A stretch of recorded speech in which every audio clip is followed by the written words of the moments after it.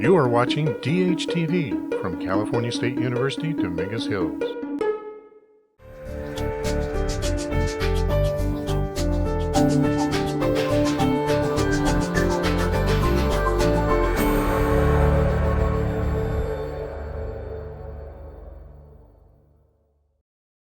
Good afternoon, ladies and gentlemen, and welcome to the 7th South Bay Economic Forecast.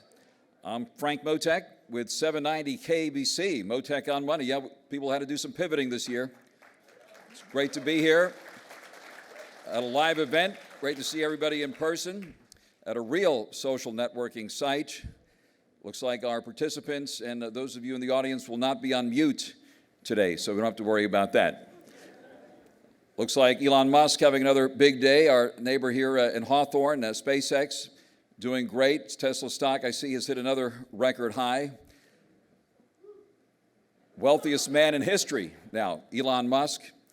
I was told recently that Teslas don't have a new car smell. They have an Elon Musk, in case you hadn't heard that. We are doing it live here, folks, and we will be broadcasting live here this evening as well on Motek on Money on 790 KBC following this program, so hope you get a chance to tune in at 6 o'clock this evening.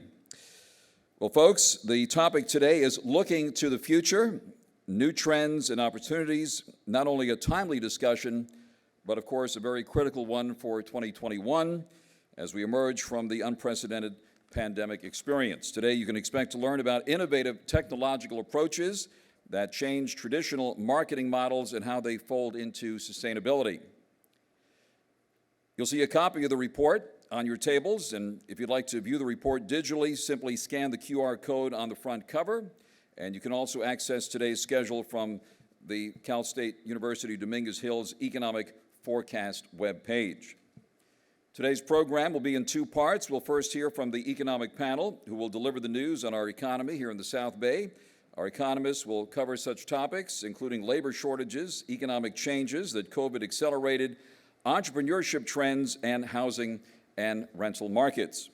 And then we will transition to our Looking to the Future panel with an exciting lineup of speakers from Relativity Space, Studio MSD, Assemblymember Al Marsucci, and the United States Space Force.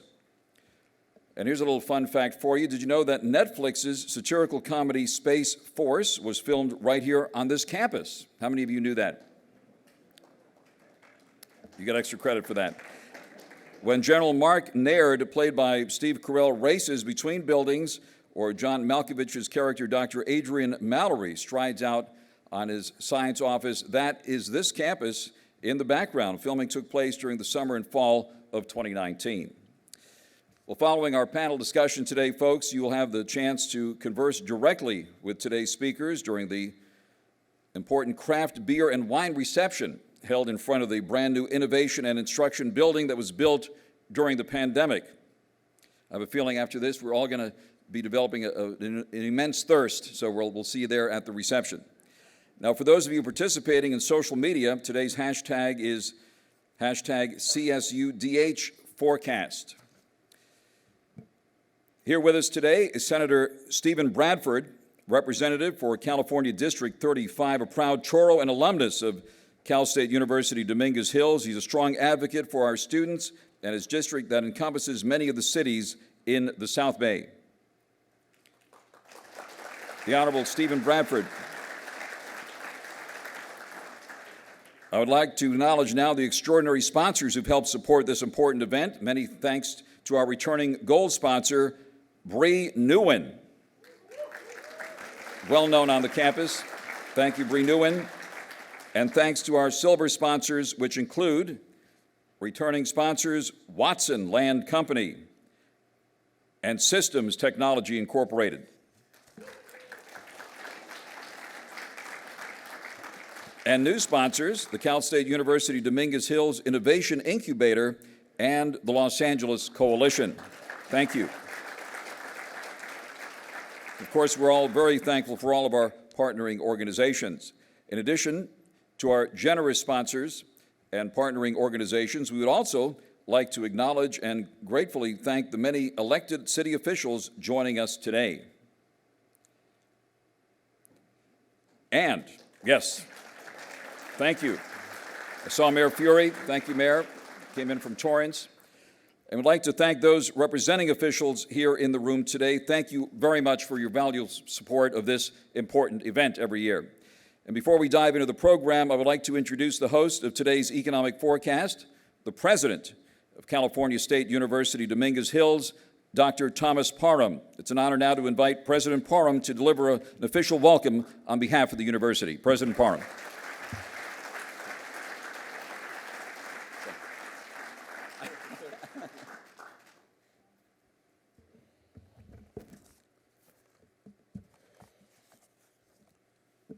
Say good afternoon. Oh, wait a minute. I thought we were in the Toro Nation. Good afternoon. On behalf of the entire faculty, our 17,000 plus students, our senior executives, I welcome you, along with the First Lady of California State University, Dominguez Hills, Davida Hawkins Parham. If you would, please greet my lovely better half. If you would, dear, please stand.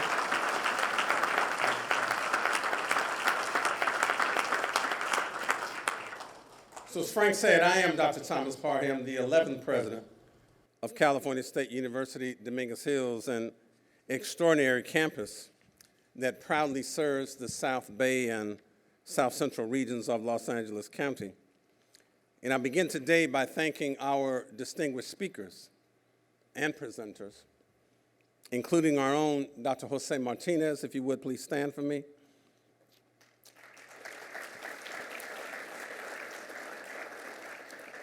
And Dr. Finwin Prager, co-director of the South Bay Economic Institute. And keep your applause together because there's a third member of this trio. She's bad too. That is Dr. Jennifer Broadman. Jennifer? She is our Institute's faculty researcher, and so I'm beyond proud, ladies and gentlemen, of the work done by these three esteemed colleagues. Now, the work of the South Bay Economic Institute plays a vital role in this local business community, providing invaluable resources, expertise, and foresight during a time when all three are desperately needed. I'm also looking forward to hearing from our speakers today on the theme of looking to the future, new trends and opportunities. Also a topic of vital interest to everyone in the South Bay, from educators to entrepreneurs. And so much of today's forecast will focus on emerging technology, which is destined to impact the South Bay's businesses, our community, in ways that are both large and small. Today we'll hear about innovations that could only dream about even a decade or two ago, but which are now really transforming industry throughout this entire nation, not just this region and the state. And I'm always fascinated by what I hear, not just by the data, but also by the new innovations that come apart, which is just, for me, mind-boggling. We'll hear about our 3D printing and how that's changing the dynamics of aerospace sector by making it possible to print entire rocket systems, which opens up a new universe of possibilities for smaller companies to enter into that sphere. We'll learn about how digital engineering is creating a new paradigm in military hardware that is designed as virtual prototypes to enable decision makers to see how cutting-edge technology will look and work in action, helping keep military spending down while simultaneously allowing for more nimble and accelerated timelines to be able to bring products to market. That excites me. Now, as Frank mentioned, another aspect of this year's forum and institute is not only the new technologies we see, but we contrast it with what we saw last year. Well, last year, the debut of Netflix comedy program Space Force, much of which was filmed right here on the campus, as Frank said. And while it was fun having Steve Carell on campus, we're proud and honored to have represented of the real U.S. Space Force joining us here today. So speaking on the future of Space Force and space power. How excited is that? So we're not just dreaming about what's happening on TV, but you're going to hear about some of that today. And finally, we'll be learning about how the aerospace industry is and will continue to be impacted by climate change and what those impacts will mean, both large and small businesses throughout the South Bay in Southern California. So I'm confident that your California State University Dominguez Hills is well positioned to help expand the South Bay workforce. Now today, I've also got an exciting announcement, because there's always innovations that are happening here on campus as well. And so in the audience this afternoon are members of the UCLA Anderson Forecast, who are the leaders in economic forecasting. And they are here not only to hear about our economic forecast for the South Bay, but also because they are launching a very wonderful fellowship program aimed at increasing the diversity in the field of economics. And so I'm pleased to announce that the first year of the Fellows Program will be exclusive to California State University Dominguez Hills students.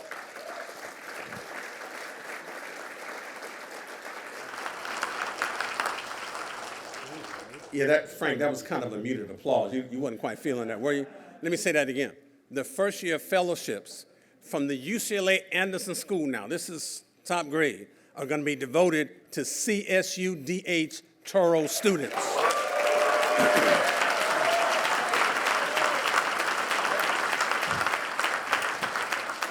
So I want to make sure that our students and UCLA get the love they deserve on that. This UCLA Anderson Forecast Fellows Program, right, will support 2 Dominguez Hills students beginning in the spring semester. And this fellowship would not have been possible without the generous funding of Southern California Edison International. So, and I want to say this as a point of pride, because there are a lot of times where we see different corporations, et cetera, taking critique, which is easy to do in the news. But oftentimes we don't spend the time on the praise that they deserve for the ways in which they are transforming people's lives. So I'd like you to also raise your voice and give a hand to Southern California Edison International for the support they provide.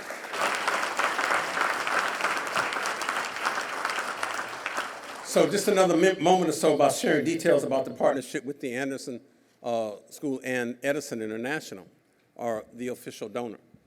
Now each year, a pair of our Dominguez Hills students will be provided a $1,000 a month stipend for a 12-month program.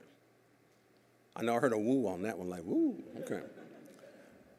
A sponsor from the UCLA Anderson Forecast, as well as mentoring, right? So the mentoring is quite important because there are a lot of our students, and why is this important for our folk? Because there are a lot of students in other universities who might struggle in their academics, and they may, not fare well and just go, maybe I gotta study a little harder. For a lot of our students who aren't quite sure they belong, they begin to question if they even belong in the space. That faculty mentorship, and somebody put an arm around them and say, you know what, young man, young woman, you can do this, and you belong, and we're gonna help you navigate that space, is invaluable in terms of their education and co-curricular learning. And that's why we think this fellowship is so important. So the students and the academic opportunities that they will be providing will open doors that have been blocked to many of them in underserved communities. So we're just excited about that. Now the students' research will be on economics and policy issues that matter to them, but this is also a program designed for these students to succeed. And that's what we really like. It's already baked into the DNA of the program that says you will succeed. The hardest part is about getting admitted to it. Once you're in it, we're gonna get you through it. That excites me. So I'm confident that given the opportunity, that our Touro scholars will step up and prove themselves as scholars, researchers, and economists, and believe that the UCLA Forecast Fellows Program is just the first of many such valuable collaborations in our university's future. And so now, allow me to introduce the key players in this partnership. And so we applaud their creative genius and their willingness to be thought leaders in establishing this life-changing opportunities for 2 of our California State University Dominguez Hills students. So please stand to be recognized. Economists from UCLA's Anderson School of Management, Laila Bengali, where are you?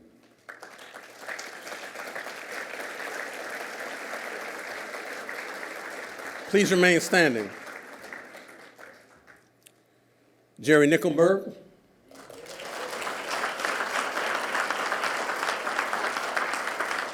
and William Yu. Ladies and gentlemen, the UCLA Anderson School, give it up for them if you would.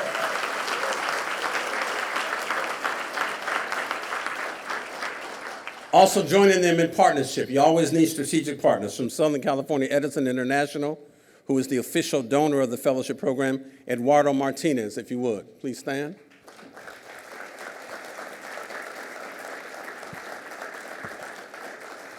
Thank you all. We appreciate you very much. And all of us here at Cal State University Dominguez Hills look forward to continuing the work with all of you to truly make a difference in the lives of students, our community, and the nation. And as I prepare to take my seat, I want to simply leave you with this notion. There is no greater blessing in life, as I tell my team, next to being a parent, than being entrusted with the personal and intellectual growth and development of young people. So we value what we do here on this campus. We are transforming lives that will ultimately transform America. And all of you in this room are the strategic partners that can work with this university. I affectionately tell my team, this is not your Cal State University's, Dominguez Hills' grandmama's university anymore. This is a new day in the Toro Nation, and we are glad to have all of you here, right, for the South Bay Economic Forecast and Institute that our faculty have put on, with our sponsors that are here, with the UCLA Anderson School, and with our illustrious hosts, as we say, welcome to the Toro Nation and the place where we literally are transforming lives. Thank you very much for being here.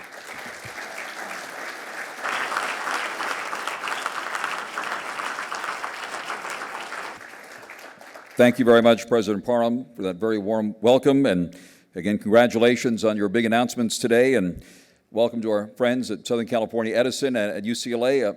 Professors, I've had the chance to speak with you on the phone many times there at UCLA, but never had the chance to meet you in person. So it took Cal State University Dominguez Hills to bring us finally together. And so welcome and thank you very, very much. And congratulations on this exciting partnership here. Well, as you heard from President Parham, this is the second year the forecast report has been created by the South Bay Economics Institute, and we're very excited now to learn about what is happening here in the South Bay. It's time now to bring up our economic panel. Please join me in welcoming Dr. Jennifer Brodman, Dr. Jose Martinez, and Dr. Finwin Prager.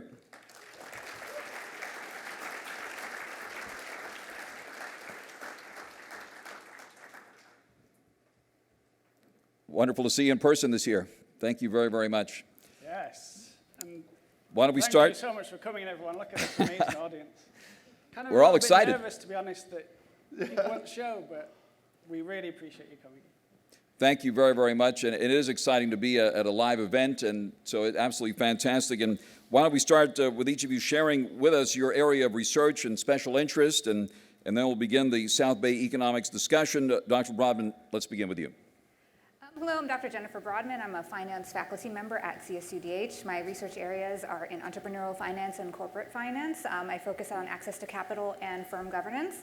I've worked in collaboration with the South Bay Economics Institute, as well as the Cal State Dominguez Hills College of Business Administration and Public Policy, along with the Daimler Institute, examining access to capital for women and minority entrepreneurs. Fantastic. And Dr. Martinez. Yes, Jose Martinez, I'm economics faculty. I'm also the chair of the Accounting, Finance, Economics, and Law Department, and co-director of the South Bay Economics Institute. My research interests are the South Bay economy and also applied economics and also time series modeling. Thank you, Dr. Martinez. And Dr. Prager. Yeah, my name is Finn Prager. I'm an associate professor of public administration. My research focuses on the policy and economics of disasters. I remember writing papers about potential influenza pandemics and the economic costs, and then we lived through it all, and it's way worse than I ever imagined. So it's been fascinating nonetheless to kind of see some of those issues play out. We've also done a load of work looking at the South Bay economy. We've been really grateful to be invited alongside Dr. Samad, who I believe is in the audience today, along with Rama Maladi, to a really exciting new project on the cannabis industry in the South Bay. So that's been our latest highlight, and we're really excited about that. Remember one year we actually had a cannabis plant on stage. Lisa, I think was her name. Lisa. They named it, right? way wasn't ahead of our ours. time here. Yeah. Yes. Well, Dr. Prager, let me start with you, since obviously we're coming off the pandemic, which nobody thought would ever happen. It was unthinkable. Give us an update on how this recovery is going. It's such a mixed picture. I mean, you know, we had a lot of excitement earlier in the year. It felt like things were really buoyant. We called it the grand reopening in our report as a kind of partly tongue-in-cheek, but the idea being that it felt like things were really going full steam ahead, and our esteemed colleagues at UCLA were predicting close to 7% growth for this year, and many other forecasters were as well. And then Delta came along, and people pulled back a bit, and then the supply chain issues came along. And so it's pulled back a bit. The forecasts dampened slightly, although still we're going to see stronger growth than in any other year in recent history. The unemployment picture looks generally good, and we can look at that in more detail, but yeah, it's a real mixed picture. There is reduced public anxiety when it comes to COVID-19 with the Delta variant, because we're seeing the new antiviral drug with Merck coming out. LA County just made the announcement that now booster shots are available, which includes Pfizer, Moderna, and J&J, and actually you can mix and match them. Before then you couldn't. And so there is that availability for people that are over 65 in high-risk settings, working if they're 18 plus in long-term care long-term care facilities. And then now the FDA just approved for children from ages 5 to 11 to get vaccine, to be eligible to get vaccines as well, which will help with opening up schools and will kind of, you know, reduce the burden for parents. I'm a new parent now, actually, so you know, the whole issue. Congratulations. And so I see firsthand the issues with childcare and education and what parents are going through right now. So that's really going to help bring that flexibility and getting people to have more options of going to work or having a parent go back into the workforce.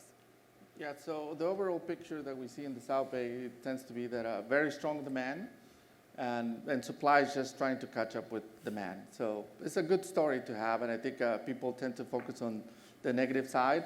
But I think Southern California and California in general is doing really well, and we believe that good things are about to come.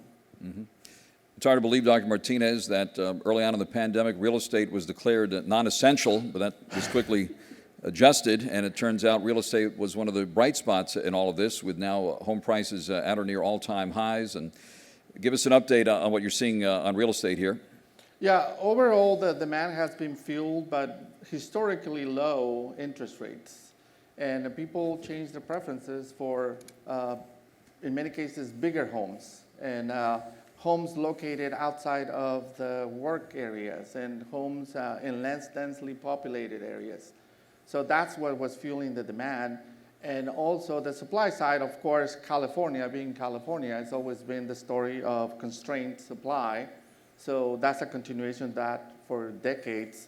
And the zoning restrictions and NIMBYism that is in the market. So overall, what we see as in the economy is that very strong demand for housing. And you're right, it was a very different story in 2021 versus 2020.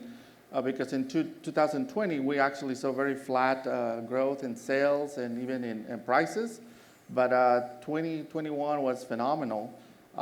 In terms of sales, we tend to look at the South Bay, and we split it into coastal communities and inland communities. And we saw sales skyrocket in 2021. For coastal communities, it went up about 40% compared to the previous year, and inland communities about 30%. In terms of prices, kind of like the same story, very huge increases. And we saw prices going up in coastal communities in the South Bay about 22% compared to the year before. And for inland communities, about 12%. So very big increases in 2021. One last thing about that, we look at the numbers and we saw that the average home sold, it was a little bit bigger. So that basically gives support to the idea that people were looking for bigger homes and maybe to have like a private gym or a home office. And we can see that actually, if you pull up slide 30, we can see a map of the South Bay in terms of housing prices and growth. So the price is on the left and the growth is on the right. And what we're really interested by is in some of these inland areas, like Inglewood, they've been outperforming the coastal cities in some cases, which is kind of unusual. That hasn't happened before. And we think that may be partly because of the important changes that we're seeing in the city of Inglewood in particular. The NFL stadium is coming. We're going to see the Super Bowl is here next year, or, am I right? I think so. I'm not an NFL guy, so, as you may have guessed. But Inglewood has changed completely, which obviously has some downsides to it with gentrification, things like that. But if you're a homeowner there, you're certainly doing well. The Super Bowl, and someday Taylor Swift will officially open the place, right? We're still waiting for that. Now, the rate of increase... Are you going to shake it up? I'll try. I'll do my best. If we have to, I will. The rate of increase, Dr. Martinez, seems to be easing a bit. They say trees don't grow to the sky, or do they here in Southern California? What is your outlook here on real estate prices? I think things are going to moderate significantly in this year and next year. We're not going to see 40% increases, at least that's not what we forecast. And we have basically celebrities here for Anderson, UCLA. We actually follow their forecast too. But I think our numbers said that it's going to moderate in terms of sales also and prices next year. And of course, when somebody here asks you what's up, the correct answer is nothing but the rent. What's the outlook on rents here? Yes. Well, it was interesting because rents are the one thing that actually fell during the pandemic, and as you know, especially in the kind of more denser urban areas, as folk, were giving up their one-bedroom studio apartments, those kind of things, and moving out to the valley, to Joshua Tree, and taking advantage of the ability to telework, which is the other phenomenon that has really shifted massively. We did a study just prior to the pandemic and found that rates had been increasing over time as technology had changed, gotten up to somewhere between 5 and 15%, depending on the data you looked at. Suddenly it just shot up to 45, 55% of people were teleworking. Yes, it's come down a bit, but that is a major radical change to all of our lives that we're seeing happen. And I think we're all dealing with the consequences still, but I think that's going to have a massive impact long-term on the housing market as we see a more kind of more sprawl, maybe more spreading out of our major urban regions.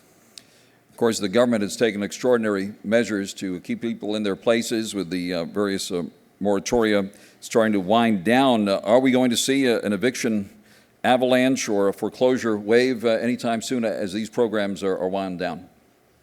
I think it has been more gradual. I think we don't have any more of the federal or the state eviction protections, but we have seen that there's some cities that offer some help. And my understanding is that if you apply for rent help, you basically qualify not to be evicted. But at the end, the judge can decide to evict you anyway. But I think there's some protections, but there's more local. So I expect not to have an avalanche of evictions, but more gradual. And we have seen it actually for months already. Just to add one difficult thing here is that there isn't good data. So we always try and follow the data, as our colleagues will say. You can only really report what we know, and there just isn't good data on evictions. So there's some nonprofits are collecting that data, but only for certain cities, and so it's going to be. Hopefully, we don't see the worst happen, but it's going to be an interesting story play out. We'll have to turn to our friend Stuart Gabriel and Al Osborne over there at the Anderson School for additional insights, and always look forward to your reports. Thank you for that as well. And commercial real estate, there were a bunch of apocalyptic predictions early on, but it too has held up quite well, although we do see a lot of for lease signs out there. What do you see on the commercial real estate side? I think it has to do mainly with the story is about warehouses. I think there's not enough places basically for them. The demand is very high.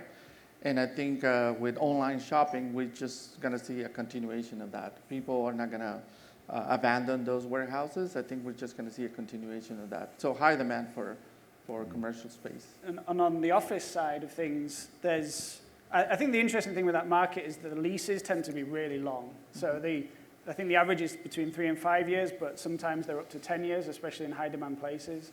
So I happen to live near 2 major office complexes, and they seem to be going on okay. And I think a couple of the major companies have moved out, but the length of the lease is really providing a stickiness to the market that means that they've had major problems. Yes, I'm sure they've lost serious revenue, but I think over the long term, they'll be okay. And Dr. Brodman, you probably noticed what I did during the pandemic. I would take my now 4-year-old for long drives through the South Bay and past the restaurants there, which had set up those beautiful parklets and all that. I was very inspired by the level of entrepreneurship and innovation that the restaurants, for example, were demonstrating during that time. Tell us more about what you observed here. Yes, you're seeing that there's a huge demand for outdoor spaces. You've seen it in cities where they have parklets that allow dining, restaurants to have outdoor dining areas, and they seem to be sticking around. And it's and even they've had it where I know that in Long Beach they had streets that were blocked off specifically for thoroughfares, like 2nd and PCH. They have that blocked off where it's not really driving; it's more just open walking spaces, and that's really helped because we're seeing the demand where most people prefer to dine outdoors as opposed to indoors, and we're also seeing a high demand for delivery as well. What you might have also seen is that the costs have been increasing for delivery fees and all of that. Like when you're getting your Uber Eats or your I use Yelp Delivery, or no endorsement, but just I use Yelp Delivery. And so you see those costs going up because it's the same issue where you're seeing the shortages of Uber drivers and shortages of delivery drivers. So the cost of food delivery has gone up. And those costs are actually being pushed onto the restaurants as well, where it's cutting into their revenues. And just a quick thanks to all the cities that have been really innovative in allowing these parklets and restaurant spaces. Please continue them. We live in Southern California. They're amazing. Love this outdoor living. Right. And we actually saw during the pandemic that the number of new businesses actually grew. So that tells you about the innovation and creative destruction, basically people coming up with new ideas. And I think that's a welcome thing to see. Of course, from something very horrible as the pandemic, but we see the silver lining there. And not just grew, but skyrocketed. Yes. The number of business applications in Los Angeles County went up almost double from previous years. It's kind of like this ever increasing and then suddenly shot up during the pandemic. I don't know, I mean, I was just baking sourdough. I don't know what, every day I was baking sourdough. Clearly people are far more active than me, getting out there and creating businesses, which is fantastic. Yeah.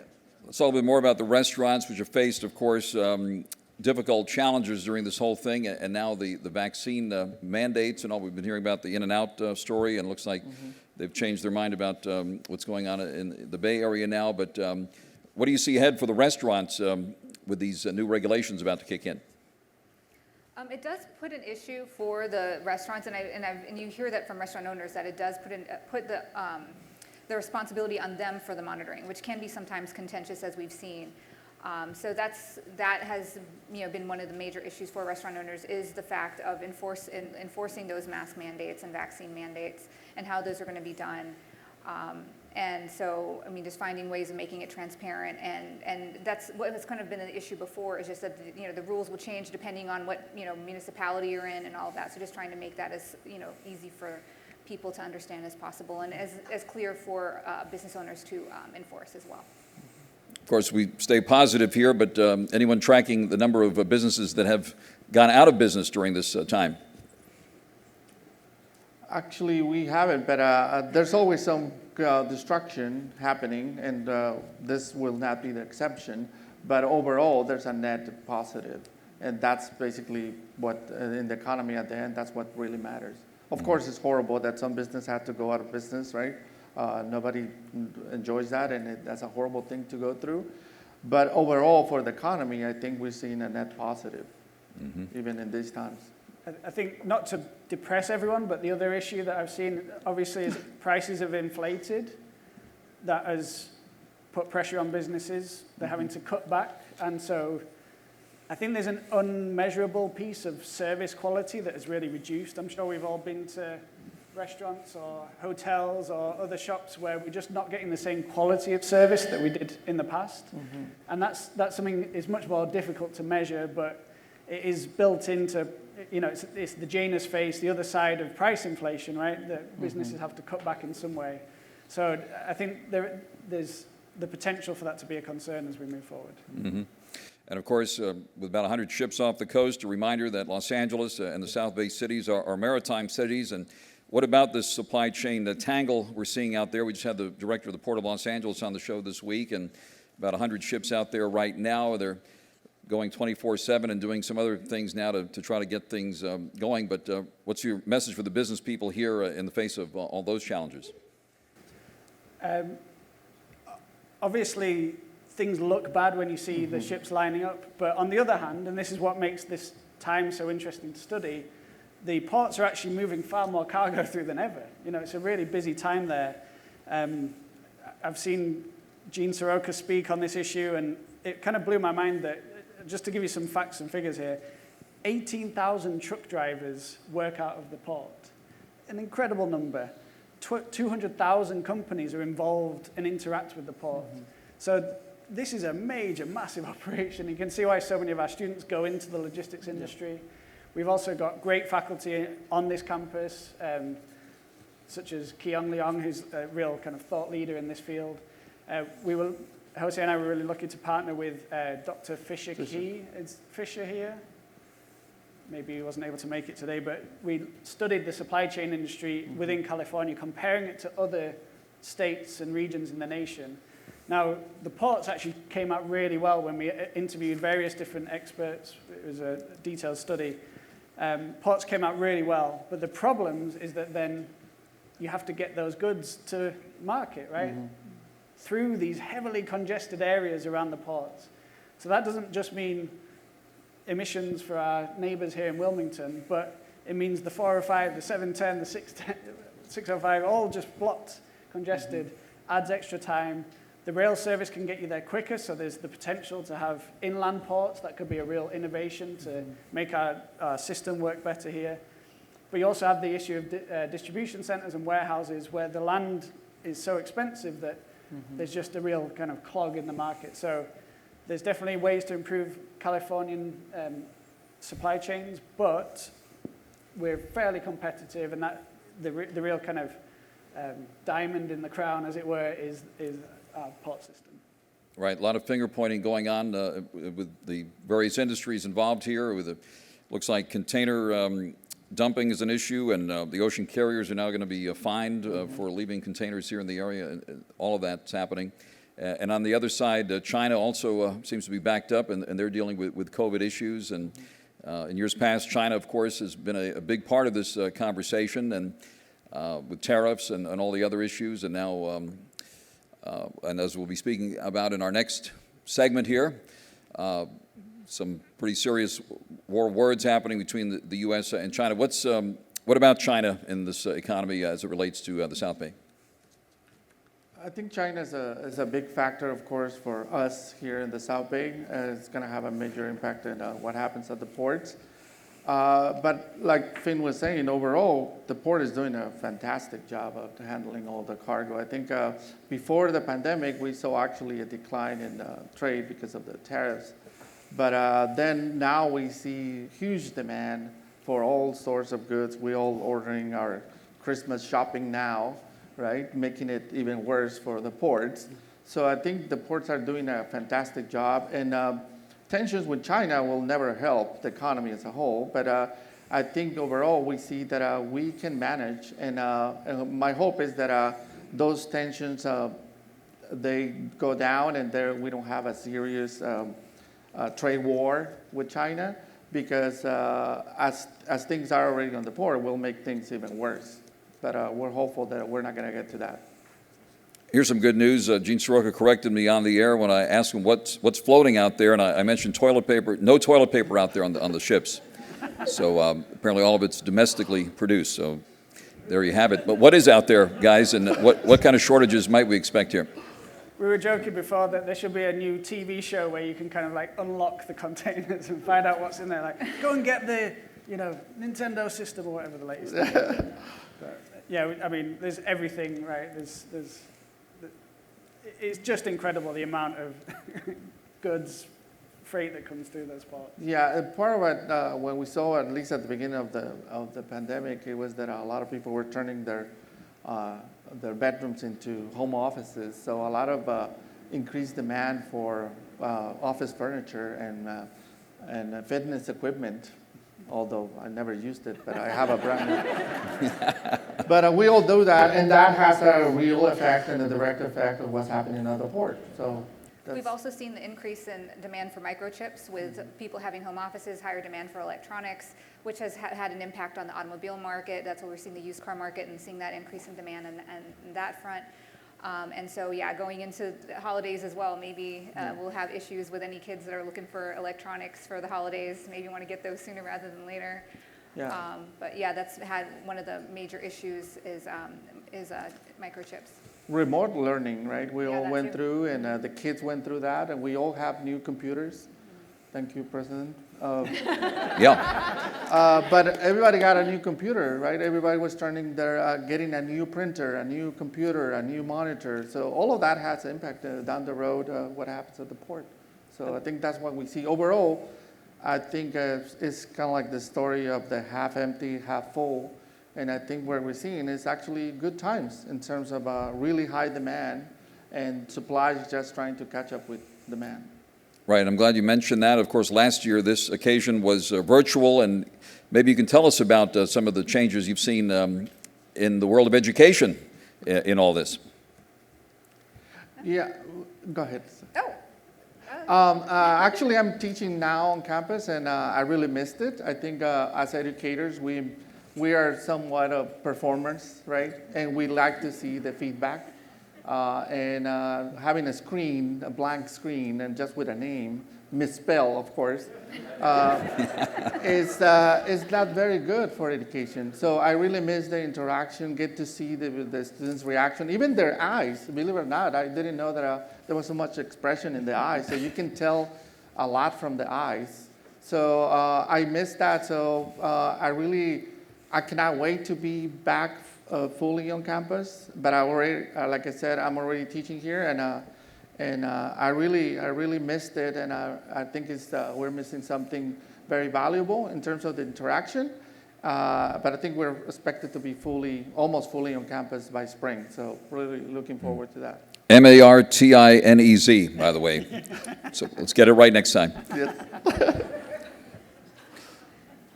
I would like to add, though, that I do sense a lot of wariness, especially from our undergraduate students. You know, not to dampen the mood, but the community around us here has been really badly impacted by the COVID pandemic. We've seen just really horrible situations in communities, in families, and I think our students are wary of coming back to campus and coming back in person. And we have excellent leadership here. Dr. Parham has guided us through this storm majestically, and I'm sure that they'll come back when they're asked to, but there is wariness. There's a concern. I was interested there's a lot of concern about even kids going back to school in August. There was a lot of negativity about that on the message boards, on the in the online classes. So that's a very different perspective than the one that I see amongst my friends. Amongst our faculty. So it's really important to bear those things in mind, I think. Yeah, and to be clear that one thing that interests me a lot as a researcher is the negative impacts of COVID on certain parts of the population. I think COVID has been really terrible for some segments of the population, and especially because those people tend to work in industries that are overrepresented by minorities. So we have an inequality component related to COVID. And not only that, we also have kids working, having school at home. For my kids, it's been great, but it's because I'm very fortunate to have the flexibility to be at home with them and help them and guide them through. But not every household has that opportunity. There's a lot of kids that were struggling, and you're going to see that down the road. You have, my worry is that some kids are basically miss or skip 1 year of education, and that's going to be seen down the road. And that's very unfortunate. So we have to pay a lot of attention to the inequality impacts of COVID, because they're very real, and we might see them down the road. Zooming out to the bigger picture, the Fed will be meeting next week and coming out with a statement on the economy and a decision on interest rates. No change in rates expected, but we might get some signals as to what they intend to do with their extraordinary measures that have been in place since the pandemic started. And inflation very much in focus, interest rates very much in focus. Dr. Prager, you want to take that one? Actually, Jennifer, do you? Well, the Fed has not really indicated that there'll be any changes in interest rates now. I mean, there is the concern of inflation, and the concern of inflation is for consumers and also for, people, investors on Wall Street as well, because we're seeing these price hikes that are happening. And so the concern for consumers is that they're going to be paying higher prices in future, and then for investors, it's the fact that those higher costs are going to be cutting into operations for firms as well. So there is this kind of concern of price hikes happening. You've been seeing that especially for gas prices that happened over the summer when a lot of people were taking road trips and this high increase in gas prices, and you're seeing that even higher now, especially in California.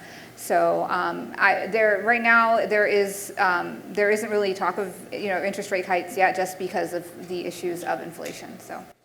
And the question's been raised whether this will be transitory or will inflation stick. Any thoughts on that? Well, there'll definitely be what we're seeing with the supply chain shocks. Those are going to be going on until next year. So kind of going forward from there, I mean, we'll be still seeing higher prices. So it might be stabilizing by the middle of 2022. Mm-hmm. Yeah, there's actually some people that are claiming that we're in for a period of stagflation, and I don't think we're going to get to that. There's no real evidence of that. Once again, the story is very huge demand and supply is trying to catch up. So as soon as the supply is able to catch up, we should see some decrease in prices. So I think it's going to be gradual. And like Jennifer said, probably next year, but it's not here to stay. And what about the job situation? How long will the labor shortages last? Companies still reporting difficulty in hiring, especially restaurants and other service industries here. I think this is partly related to the conversation we had earlier about the impacts of COVID on different communities, right? That many of our workers in low-paid jobs are choosing to not go back to work, or maybe choosing not to go back to that third job that they used to do, or that second job, or maybe cutting back their hours to reduce the risks, or maybe they don't have childcare, and so they have to renegotiate their situation. I also, there's lots of talk that many folk retired early, or retired at a normal age, maybe. So there's definitely, I would imagine there are going to be labor supply shortages into next year. However, maybe some of those pressures of, household finances, maybe, savings rates going down, other pressures like the eviction moratorium might start kicking in and forcing people back into the workforce. But, businesses also need to consider whether they should pay their workers a bit more. And you can only look at the quit rates for different industries. It's the lowest in the public sector, in the government sector. Why? Because they have great benefits and they've got great job stability. So yes, you can understand why other businesses don't want to provide that. I get that, but maybe there needs to be some give and take. Workers have also been looking at transitioning into more higher paid, higher flexibility jobs. They might be also wary to go into certain industries, seeing that these drastic effects of what COVID has on certain industries, and seeing these other industries that had the option of working remotely and being able to keep their jobs. Also, childcare access is a major issue. Childcare is very unaffordable. That's what we're seeing, the talk about federal spending looking at increasing access to childcare, because if there's two parents in the home and it costs more for them to put their kid in childcare, then one parent might be looking at staying home and taking care of the child instead. So those also can have effect on the labor market. Yeah, and every time that there's like a major shock, you see people taking their time, kind of like reassessing their situation, their careers, their work-life balance. So we've seen some of that. And also, people are taking their time, some people, because they know that if they quit their job, they can easily find another one. So that sounds bad, right, as an employer. But as a worker, this is kind of actually what they will wish to have. That flexibility of choosing a job and not forced to have one job or two jobs. So this is in some ways a good situation for some of them. In just a moment, we'll be able to turn to the audience for some of your questions, so get set for that. And I think we have microphones out in the audience for that purpose. But let me ask you this, based on what we're seeing coming out of Washington on this infrastructure package that's they're still working on, what impact might that potentially have here on the South Bay? I mean, I would hope that we see a passage of an infrastructure bill that, frankly, has been years coming. Infrastructure is not something that we should make party political. We need high quality, high speed broadband in our communities to keep our industries competitive. We need better roads and better rail services, maybe to inland ports, to keep our port systems and our supply chains competitive. So to me, this seems like a no-brainer. And maybe we can even get private funding involved. Maybe there's creative solutions here. But the federal government can provide a really important role in that mix. So I would certainly hope that we can find some creative solutions. And specifically on the supply chain, there's big issues around intermodal. As we've seen with the port storage capabilities, there are ways to store those containers elsewhere. Inland ports, as I mentioned, there's many different areas, and if you speak to any logistics expert, they will come up with a laundry list of 10 things that they could invest in today. So we're really hopeful that that can come through. And maybe you can bottom line this for us here with the business people in the audience trying to make plans as much as possible in the face of still tremendous uncertainty here. So what are your estimates on economic growth, jobs, inflation here in the South Bay? So for this portion of the report, you can see a table. I think it's, let me just pull it up for you. This is table on slide 45. What we did was to look at the various different forecasters, including our esteemed colleagues here, and with the exception of the Congressional Budget Office, which, as we said, they made their projection in the summer, and so it hasn't yet been scaled down as the point of writing. But basically between 4% and 6% is the rough. Get your binoculars out, folks. Yes, apologies for that. With unemployment rates returning to pre-pandemic levels by mid-2022 and beyond. Yeah. On that note, I want to mention that some people bring up the issue that there's still some employment, right, to catch up. But relatively speaking, if you compare the most recent recession to the previous one, actually the recovery has been pretty fast. In the previous, exactly, the previous recession in 2008 officially was about 6 quarters long, but for employment to recover, it took 14 quarters to recover. So even though the numbers have not been that stellar lately, but still we're in a pretty fast recovery. So I'll say that if you're looking for employment numbers to go back to pre-pandemic level, just remember also that employment is a lagging indicator. So the economy can be performing really well, and we might still have a lack of employment. So it always takes time for that to catch up to the economy. Anything else specifically you'd like to highlight? Any other slides that you have? I think we're good. Okay. Now, what about Silicon Beach, or now the tech community, as it's called, not just Silicon Beach anymore? Any thoughts about the innovation and diversity you're seeing in that sector? There's a lot of investment with government organizations, with NASA, NSF, and the Department of Defense, a heavy investment in agribusiness, aerospace, as well as tech and apparel. So we're seeing that a lot going on in the South Bay. The investors that we're seeing, it's predominantly government organizations as well as angel investors such as Tech Coast Angels, as well as venture capital. So like Plug and Play Tech Center and Wavemaker Partners are one of the top investors in the South Bay. All right, terrific. Let's turn to the audience now for your questions. I know the first question is sometimes slow in coming, so is there a second question from the audience? The lights are kind of bright, so there is a question right there. In the center of the room, are we able to provide a microphone to our questioner? Stand by. And here comes the mic. Thank you. It's on? Yeah, okay. So you said that you were talking about inflation and how it would ease once the supply caught up with demand. And my question was, do you see that these prices we see that are inflated now are going to roll back to the earlier price structure we had before COVID? It's difficult to say. Everything's relative, right? So prices increase all the time anyway. And so, we might not see the same exact price points being met, but as supply increases, we're likely to see firms being competitive around price points again. So I'd certainly hope that the price of bread will come down. Won't have to bake so much sourdough bread anymore. Yeah, as our colleague Robert Kleinstein used to say, that inflation is kind of like a pulse. You want to have some, and that's the healthy part. So we should have some inflation happening either way. So are we going to go back to the pre-pandemic?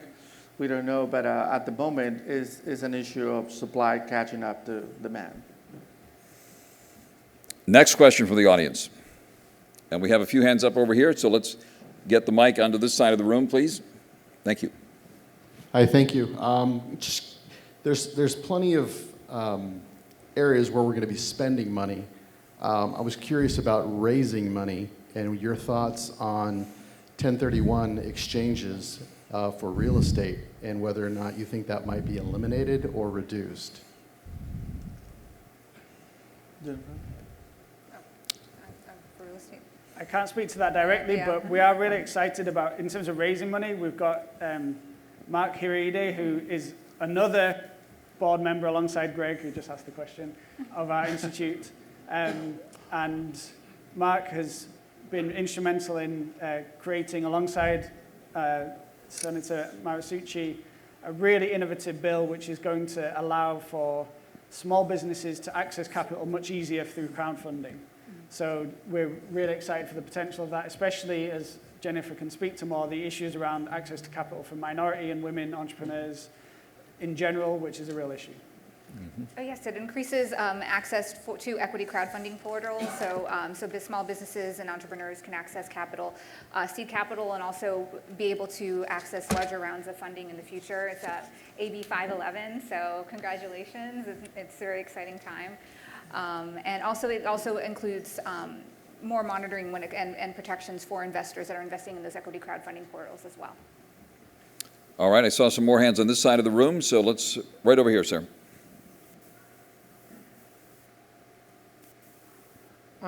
This is kind of like, you can't put the genie back in the bottle with this hybrid stuff. And so of my direct staff of 9, 4 of them have moved to other locations. They're working at home full time. They're doing perfectly fine, perfectly acceptable. I was wondering how you see it as affecting education. Are you going to continue the hybrid model and allow students to, be, at home? And then how is that going to affect education? There is, sorry. No, go ahead. Oh, there is, at DH, we offer various ranges of students being able to access courses. So we do the hybrid model where they'll have a certain amount of classes in person, a certain amount of classes online, as well as fully online courses and in-person courses. Students, it really depends on whatever they prefer. But even when we do online courses, there can still be that live component. So we've had actually instructors have online courses during the course of the pandemic where they've worked with instructors and doing international courses. So they'll actually interact with students like in Cambodia or in different countries. And so it actually helps them develop communication skills with people overseas. And we see that actually that skill is great for students once they graduate because they might be coordinating with their national teams or national teams. One thing that we're seeing too, as in just workplace trends, is that asynchronous communication is very popular, especially when team members are working across time zones. So the fact that something that I even emphasized with my students when we were in the online and the hybrid model, or the what we call the asynchronous, where it's fully online and we're not having live sessions, or synchronous where there is live sessions, is that they're really increasing their communication skills, both doing Zoom conferences, virtual conferences, written communication, and then also just coordination as well. So those skills that they're learning from doing the hybrid model in person, online, it's going to be beneficial to them. And the fact that they had to adapt very quickly, because what we're seeing, workers and students have had to adapt very quickly to the demands that have shifted during COVID-19. All right, I think we have time for one more question. And there's the hand right there.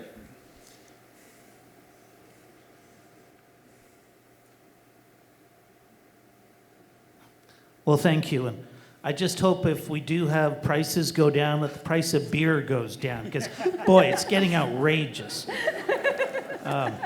You know, when I went to college, beer cost 25 cents a glass.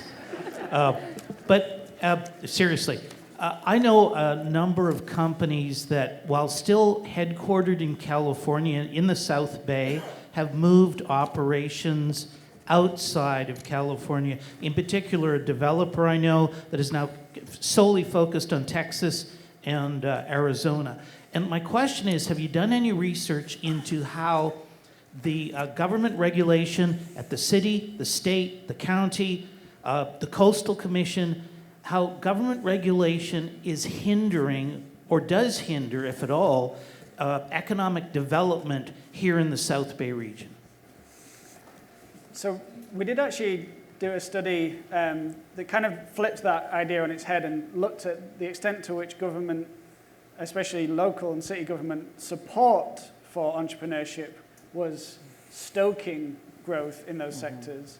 And the picture was mixed. So it wasn't entirely clear that we do see an impact, but there were certain areas that there was a clear impact from government program being available and an impact on entrepreneurship, and especially in minority-owned business. That was a really interesting finding from that study. In terms of regulations are so difficult to measure when you combine them all together that it's a really difficult thing to explore. You know, other economists certainly do that. In general, obviously, businesses don't like regulations. On the other hand, California is an interesting place because it has the rap of being over-regulated, right? We all know that story. And yet, we've got far more investment here than in places like Texas. Right? Yes, we have companies moving away, but we also have just as many sprouting up all the time. So it's a really interesting environment where innovation is built into this culture and this environment, and that's a real positive thing. Yeah. Actually, I've looked at the numbers for people, not necessarily companies, and the people that move out of California, they usually go to Texas, Arizona, and Nevada. And what do they have in common? Well, they have ugly weather. But, well, besides that, they have low protection for workers' rights. Well, besides that, they have low housing costs. So that's what is driving a lot of people. It is a terrible thing to go through, that you're forced to get out of California because of housing costs. That's a real issue that needs to be addressed. But overall, like Finn was saying, California is still a magnet for economic activity. So there's something good happening here. As we saw in the conference that we organized, some people think that businesses are thriving even though the governments are holding them back, but there are actually other people that feel the opposite. They actually feel they're thriving because of government help. So I think the numbers speak by themselves, and overall, California is still a good place to do business. All right. On that point, how about a group hug for the lawmakers and the mayors that are present, showing an interest in the business community here. Thank you very much for your presence here today. Any final thoughts? The good news is the recovery is on, right? And as we head into the holiday season, any final thoughts here? For me, it's about people, right? What matters about Dominguez Hills is that we're training up the next generation of workers, of entrepreneurs, of innovators in our region. They're people, and we need to care for them. I'm fully behind the culture of care that Dr. Parham is trying to institute through our strategic plan here on campus. This is a really important place for social mobility. We rank 14th on different national rankings for best value of education, of best social mobility. These are really important things about our community and culture on campus, but also in the region, where if you produce good people, they will produce good businesses. So we're really positive about all that work that's going on.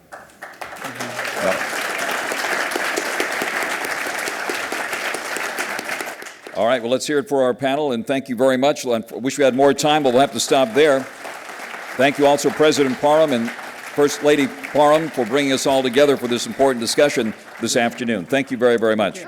We're going to transition immediately now to the Looking to the Future panel, which will focus on the nexus between aerospace and climate change.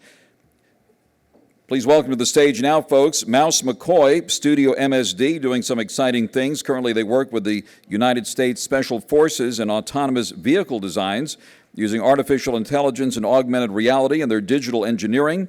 Studio MSD also focuses on sustainability initiatives. Mouse, thank you very much for stepping up to the plate here. I'm going to start with you, Mouse, and then I'll introduce the other panelists. Mouse, why don't we start with you, and why don't you tell us more about what Studio MSD is up to these days? Yeah, excellent. Howdy, everybody. Mouse McCoy here. That's Mouse. Yeah. So, yeah, I'm definitely going to get into it, and I have a few slides that'll take us through that vision, but it's great to be back on campus.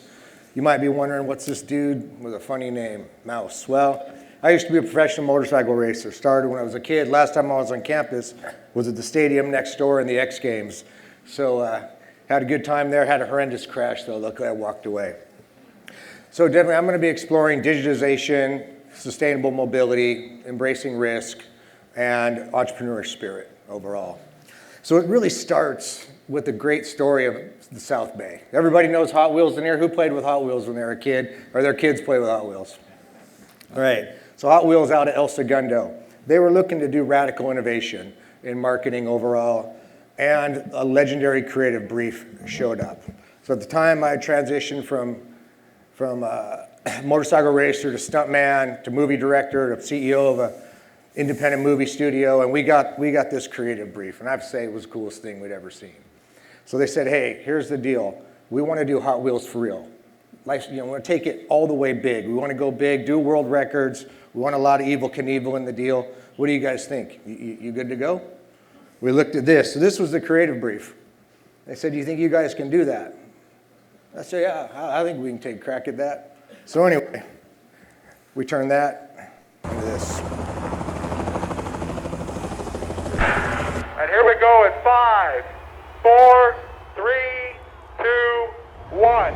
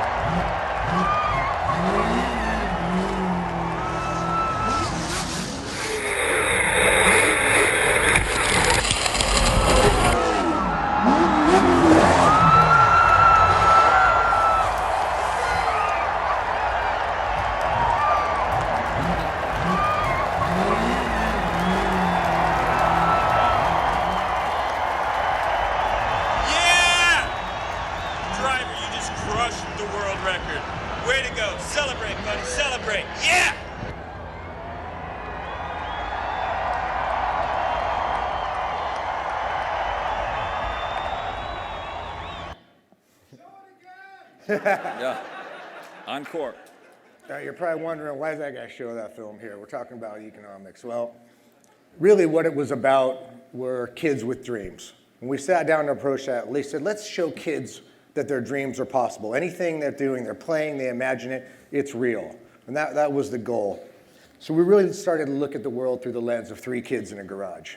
Well, 3 kids in a garage, we know the story, right? Oh, they start a software company, start a social media network.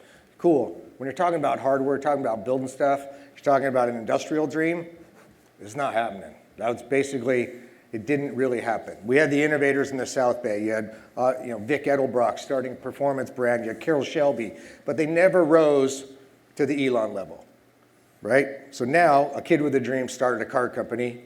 Some guys with a dream started a rocket company. Imagine some kids in a garage saying, we're gonna build a rocket company. Well, it's because of digitization. So we're looking at exponential capability being unleashed by digitization in the industrial base. Now, we've heard this song before. Music went from a really hard art form to a video game. So kids are now creating record labels in their bedrooms on GarageBand. Movie making, really hard, monolithic. The studios controlled it. Big analog, digitized. Now, kids are making movies in video games. They're using the video game engines to make stuff as good as Star Wars. I mean, so the compression, but what this is about the eruption of capability. Everyone wants to talk disruption. Disruption's about big companies that actually don't innovate and they don't embrace disrupting themselves. Boeing, sorry guys, yeah, and they're in your building. So, yeah, but this is a big deal. So, Kodak, the legendary story, Kodak was filing for bankruptcy when GoPro IPOs for billions of dollars. Kodak held the patents. How'd that happen? They didn't embrace disrupting themselves. But on the other side, the eruption of potential from new technology and digitization. So now digitization has moved its way into the industrial base. We're digitizing everything. So we're able to run virtual prototyping, full simulations in a video game connected to large-scale 3D printers. So you're going to see creation happening in game engines overall. And digitization hasn't gone unnoticed, right? In the industrial space, especially, the DoD decided, well, we better pay attention. We're seeing digitization run through other industries. Well, right now, there's a national call to action. Every major command in the DoD is issuing a digital engineering and manufacturing strategy. This was authored, the very seminal work was Dr. Will Roper, who was Undersecretary for Acquisition at Air Force and really helped stand up Space Force, so it was really cool to hit that. So Dr. Roper was seminal. Every major command is saying, we have to evolve or die. It's just fundamental. So if you look at the South Bay and all the heritage in aerospace and that entrepreneurial spirit, it's going to come back. You're going to see industrial companies birth like they were in Silicon Valley here in the South Bay. And I think it's fantastic. You have it in the ground. You have it in the culture. I mean, and aerospace and hot rodding was foundational, right, to the South Bay. So for us, I was in entertainment, and I was like, this doesn't mean anything anymore. I want to help the country. So we basically took the studio model of how you would make a big movie, and take any one of them, and we said, let's take all that technology and go support the national mission and answer the call to action. So Studio MSD was stood up, and it stands for Mission Specific Development, to have the warfighter be the end user, dictate his needs, and rapidly deliver the best capability to the warfighter possible at the speed of combat. That's our mission overall. And I mean, it's a really radical time. Unfortunately, I live in stealth mode, so most of the projects we can't talk about. It's a little bit frustrating. But I can tell you we are moving exponentially faster on product creation than defense has. Just like these guys, I can't wait to hear, going from years to days to build a rocket. Getting away from industrial tooling. All the barriers of entry for manufacturing are collapsing with digital engineering and manufacturing. So it's an amazing time, and I think the South Bay is totally primed because, like I said, you have it in the culture, you have it in the ground already. And with that, looking at how do we help out? I want to help the national mission, but also we can't forget about the environment, right? We can't. Obviously, I'm a hot rodder. Hot rodders drove innovation in mobility. Shelby America down here, they went and beat Ferrari out of the South Bay. Those were hot rodders. So I'll speak about that hot rod innovation. But now we got to look at sustainability. So that hot rod spirit should be going into looking at how are we making a sustainable mobility future. And everybody's focused on electric. And let me tell you, that's covered and it's awesome. It's going to be great. I can't wait till the factories get greenfield and we lose some carbon footprint in creation. But electric, that's spoken for. There's another thing in mobility and in product that everybody should be embracing right now. And that's upcycling. Upcycling is a very significant movement that's being birthed. Patagonia, they're in our neighborhood. We're actually in Ventura. They're up the street. They've had fantastic success with wornwear. They're remarketing and selling their used clothes to help the environment. But mobility is going to see something different. There's so many systems, engines, powertrains, you name it. Let's upcycle. Let's use that because we'll collapse the carbon footprint of production. And this doesn't maybe take monolithic, huge factories anymore. So with that, I mean, we have a civilian project that's kind of a hobby, but You all know U-Haul vans. Everybody's seen one, right? Probably drove one, they're everywhere. Well, they're sitting around. We looked at something like that, and this is indication of how creative thinking can solve environmental problems. So an old U-Haul van, you know, dead, end of life, so going to the grave, we take it from the grave back to the cradle. This is the start of a number of products you're going to see. So I definitely encourage your kids, people, to just take a look at upcycling because it's going to have significant value overall. And you know, I can't leave talking about the South Bay. I already hit this early, but once upon a time, these guys out of garages went and beat the world's best. Ford versus Ferrari, that was the South Bay, those innovators that came out of aerospace, they embraced automotive, and they went and dominated the world. So that entrepreneurial spirit, that go for it, can do thing, let's keep that going here. And I think the future looks really bright for you guys. So thank you, and look forward to talking. Thank you, Mouse. You're awesome, man. Boom. Can't wait to get my Hot Wheels set out later to dig it out. Did you drive a Cobra Shelby here, by the way? No, I did not. They're not the best in traffic overall. Right, I hear you. Moving right along now, folks. Relativity Space is here. Relativity has recently occupied the 1 million square foot facility of the former Boeing C-17 plant at the Long Beach Airport. In case you hadn't heard about that, that's very big news here for the local economy. They're game changers in the new space technology through their 3D rocket printing process. Yep, 3D rocket printing. Folks, let's take a look at what they're doing.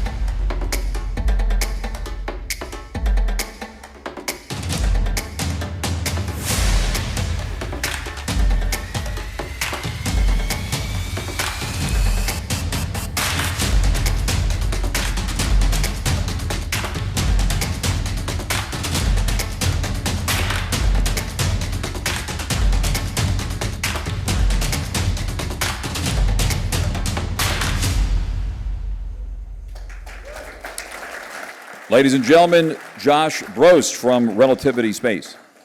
All right. Well, I don't think I can compete with his talk, but I'll do my best to give it a try. So, Relativity was founded here in Los Angeles to fundamentally change how aerospace products are made. Lots of people will come and visit our factory, and the first question is always, why would you possibly want to print a rocket? And I actually have to start with my own story. That's kind of the easiest way for me to think about things. And roll back in history, long before I was born. In 1957, the Soviets launched a satellite named Sputnik. The whole US, actually the whole world was caught just by total shock and surprise. And just 12 years later, the US put people on the moon. That took hundreds of thousands of people working across our country in every single state, building millions of different components to pull this launch system together. It was an absolute masterpiece in large-scale engineering. If you fast forward another 12 years, I was a 3-year-old sitting on my parents' living room floor, the first time the space shuttle launched. When that happened in 1981, roll back the clock, think about what the world was like. No one had a PC. If you had a computer, you built it out of a kit that you got at your Radio Shack or some other hobby shop. Windows wasn't going to exist for another 5 years. Nobody had a cell phone. The computing capability of the world was quite limited. And that space shuttle was the next step. It was this huge national program. We're looking at what's the next thing in aerospace. We marshaled again hundreds of thousands of people across the country to do the next greatest thing in aerospace. So as a little kid, I'm looking at this. I'm watching the Jetsons. I'm watching Star Wars. I'm like, oh my God, my future is amazing. I can't wait to get old and work on these aerospace projects. I want to be an engineer. I graduated college 20 years after shuttle launched. And I looked around and I said, what's the most impressive thing flying? I want to go work on that. And the answer was a space shuttle. 20 years had gone by without a big change. I went out and I worked for Boeing. I did a bunch of different jobs. I looked another 10 years into my career in 2011. I said, what's the best thing in aerospace? And it was the space shuttle. It was its last flight, but it was the first reusable launch system. It was still this impressive thing, and nothing had come close to competing with it. And I looked around like, wait, but 30 years have gone by. Why haven't we done a next and a next and a next? And you start peeling the onion on that, and you look, it's all dollars and cents. The space shuttle program costs about $200 billion in today's dollars. Apollo costs maybe $250 billion in today's dollars. And the reason those were so expensive is because of the way they built things. They started out with millions of components designed by thousands of companies across the country. And once you made that huge investment, you weren't going to touch it. You couldn't afford to start over again, by the time we got into the 90s. And so if you look at what we're doing at Relativity, we're here to change all of that. We're here to change the whole supply chain, the whole fundamental economics of developing new systems, to make it so a band of 500 young, ambitious engineers in Los Angeles can build the next great rocket, and the next great rocket, and the next great rocket. To make it possible to have new systems come out every couple of years, not every couple of decades. If you look at, again, the changes that we're looking at, is you look at the space shuttle, you look at a Boeing 737 aircraft, which is probably the plane that all of you know the best. To set up a new factory to build those, you're not just building a building. Like many people have seen the Boeing factory in the Seattle area. And you may know it's one of the biggest buildings in the world by volume. But coming into that building, again, are those millions of components from thousands of companies from all over the globe. The last time they did a new airplane was with the 787. They spent $36 billion to build a new plane. And most of that was in setting up that supply chain, designing those piece parts, and setting up all the training to build those products. With Relativity, we're trying to take that $36 billion with automation and turn it into 3. And when you are able to do that, again, instead of products every few decades, you have products every few years. If you look at products that you interact with every day in your own life, think about your iPhone, right? Compare an iPhone today to one from a decade ago. It's 100 times faster. Screen's 2.5 times the size. It's now got a great GPS system. It's got a camera that was better than professional systems 20 years ago, and on and on and on. That's massive innovation. Think about the cars that you drive now. Compare them to cars from 20 years ago. Like a Honda Accord today, is faster 0 to 60 than a 1980 Corvette. It's got more horsepower than most sports cars of the 60s and 70s. At the same time, it's this incredibly safe device. It brakes for you if the person in front of you slams on their brakes. It tells you if you're going out of your lane and will nudge your steering wheel. It's got a camera so you don't back over your kids' toys. It's got dozens of airbags now. That's real massive innovation. If you look at commercial aircraft, tell me what's different about a 737 that you flew on this year from one you boarded in 1980. It might have Wi-Fi. Your ticket might be a little cheaper on a GDP adjusted basis, but it flies at the same speed. You have the same amount of legroom, maybe a little less. The air pressure in the cabin, same. The noise in the cabin, basically the same. And again, that's because it's gotten so expensive you can't have innovation, and that's why we're here. Fantastic, Joshua. Great to meet you, and elated to meet someone who shares a passion for space and the Space Shuttle program. I don't know if you know this, but I did all the Space Shuttle launches for the CBS radio network for 6 years, from 85 to 91 or thereabouts, and nothing like a launch morning at the Kennedy Space Center. Very, very exciting time. Thank you. Also with us today, Dancel Green from SpaceWorks, engagements lead there. Recently, the U.S. Space Force awarded $32 million in contracts to 19 startups. The Space Force Pitch Day marked the launch of SpaceWorks, a new outreach organization funded by the U.S. Space Force. And we have Dancel Green here from SpaceWorks. Dancel, thank you very much for joining us, and share with us the exciting things going on at Space Force. Hi, Hi, thank you for having me today. It's great to be here with all of you in the South Bay area. I know that as a SpaceWorks representative, I'm excited to talk about where we're going with the commercial investment and the capabilities that we're helping to seed with SpaceWorks. I am a civilian with the United States Space Force, based out of Space Systems Command, formerly Space and Missile Systems Center at Los Angeles Air Force Base. Space Force was stood up in 2019, and the Space Systems Command was recently stood up under Space Force in August of this year. And in that same month, we stood up the Space Force's commercialization office, SpaceWorks. SpaceWorks is headquartered out of Los Angeles Air Force Base, but we operate nationally and even internationally with our international coalition partners. We work to help integrate and capture some of that commercial technology that's already out there and help to seed and then mature and integrate that technology into our architectures. With SpaceWorks, we hope to capture that energy that we've been seeing in the space ecosystem as we continues to build. We know that over 80% of research and development dollars are coming from the private capital sector. So unlike in years past, the military has less and less influence on what technology is being developed and who is investing in that technology development. So with SpaceWorks, we're helping to seed and integrate that so that we have that influence in seeing how these technologies develop and the capabilities that they can offer to our warfighters. I'm very excited to be here and to talk this afternoon. Thank you very much for being with us. Also on stage now, California Assemblymember Al Martucci to tell us what communities you serve, Assemblyman, and any critical initiatives that are on the horizon. Welcome and thank you very much. All right. Well, thank you, Frank, and thank you to Cal State Dominguez Hills for hosting. It's great to be back.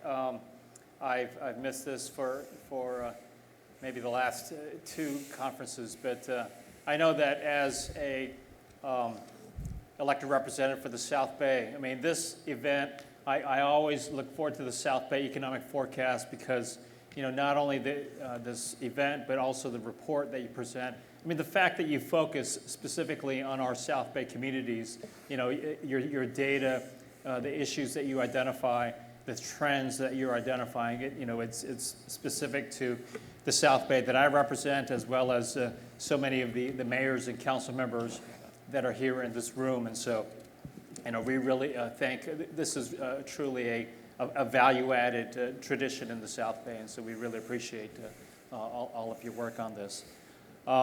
So I have the privilege of representing the South Bay from Manhattan Beach and Gardena down through Palos Verdes. And, you know, I'm proud to say that the South Bay, you know, is still the aerospace capital of the world. You know, we heard from Mouse and others about, you know, this rich heritage, the rich history of aerospace innovation in the South Bay. And, you know, I was talking with Josh earlier. He was telling me about how Relativity, they came from Seattle to Los Angeles. And I asked him, you know, because the common narrative I know that we hear in the business communities is that, you know, California's taxes and regulations are driving businesses out of the state. So I asked him, what brought you, you know, to Los Angeles? What brought you to California? And it's the same answer that I've heard. You know, I think Professor Prager mentioned it in his presentation. It's the people. It's the people. It's the workforce. It's the talented workforce that we have in the South Bay that continues to draw companies that want to innovate, that want to build here to the South Bay. I mean, you know, Frank started off with the presentation talking about Elon Musk. You know, I got to get me some of that Elon Musk, you know, magic myself. But, we all need it. Yeah. But, you know, the world's leading innovator, Elon Musk, he built SpaceX right here in the South Bay. He started South Bay. He started SpaceX at the old Northrop hangar in Hawthorne. You know, starting with 0 employees as recent as 2006. Now they're employing over 5,000 people building rocket ships. I see that that Relativity is going to be giving SpaceX the run for their money. But, I think we need to look no further than leaders, innovators like Elon Musk, to see that the South Bay and California, we still have our mojo here. We still have, we are attracting the innovation, the innovators from around the world to build their businesses here in California, and none more so than in the aerospace industry. Now, I was asked today to talk about how the aerospace industry is going to be impacted by the challenges that we face, that the world faces with climate change. And next week I have the privilege of being part of a California delegation that's going to be going out to Glasgow, Scotland, for the United Nations Climate Change Conference. And this conference, as former Secretary of State John Kerry has described it, he's calling this the world's last best chance to prevent a global catastrophe, that is climate change. And so what I'm here, is to not only hear all the great innovation that's taken place, with the Space Force, with, the companies that are locating to the South Bay, to innovate, but we need to continue that innovation spirit in California and apply it to the fight against climate change. This is being recognized from the very top. Just 2 weeks ago, the White House convened a historic briefing with the leaders of the Department of Defense, Homeland Security, National Security Council, to focus on the issue of climate change. Because more and more, we are recognizing that climate change is going to be the #1 national security issue, and it's going to be the #1 global security issue. It's going to cause tremendous disruption within and among nations, as more and more people have to struggle with issues of food insecurity, water insecurity. There's going to be mass migration. If you think things are bad now in terms of migration, just wait until we start seeing more of the effects of climate change. The briefing, the White House briefing from 2 weeks ago, identified several countries that are at particular risk of the impacts of climate change. And they're countries, nuclear countries like India and Pakistan, as well as North Korea, but also countries that are, of course, right in our hemisphere, countries like Guatemala and Haiti, and how climate change is going to impact and cause mass migrations from these communities, these nations that are going to suffer the worst effects of climate change. So, what we need is for this innovation spirit to be applied to the fight against climate change. We need, there is some groundbreaking innovation taking place in countries like Iceland. They're launched this pilot project, on how to suck out carbon from the atmosphere. There are other companies that are investing heavily in carbon capture and storage technologies. We need that same innovation spirit to be applied to the fight against climate change. And this, I'll just end before we open up for questions. NASA just, this past Sunday, I don't know if you saw the article in the Los Angeles Times, but NASA's Jet Propulsion Laboratories in Pasadena, they also conducted a briefing, and they focused on the issue of climate change and how the effort from the Department of Defense to NASA to Homeland Security, so many of our national security agencies, they're going to be redirecting their focus to prioritize the fight against climate change as part of their efforts to build satellites that can detect like methane emissions, for example, or to develop more laser and radar technologies to be able to monitor, how our water bodies, the Arctic, the oceans, groundwater, how that's all being impacted by climate change. So again, I ask that that we, not only focus on how innovation can help, with this renaissance and bringing back aerospace to the South Bay, but also how the innovation spirit in our aerospace industry can be applied in the global fight against climate change. Thank you very much, Assemblymember Marsucci.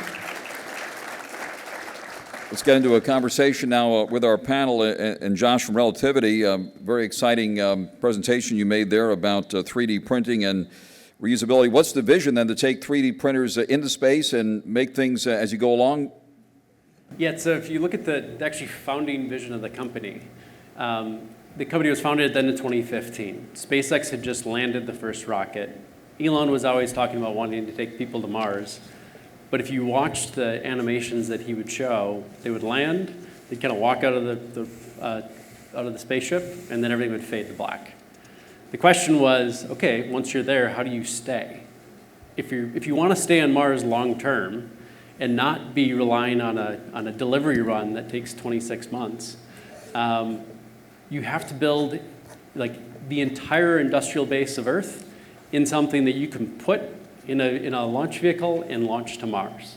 And so the only way that you have an industrial base on Mars is through complete automation. You have to use 3D printing to do it. There is no other answer. You have to be able to turn the Mars soil or regolith into the metals that go into those printers. So step one is develop printers that can print anything. We're solving the problem on printing very large products.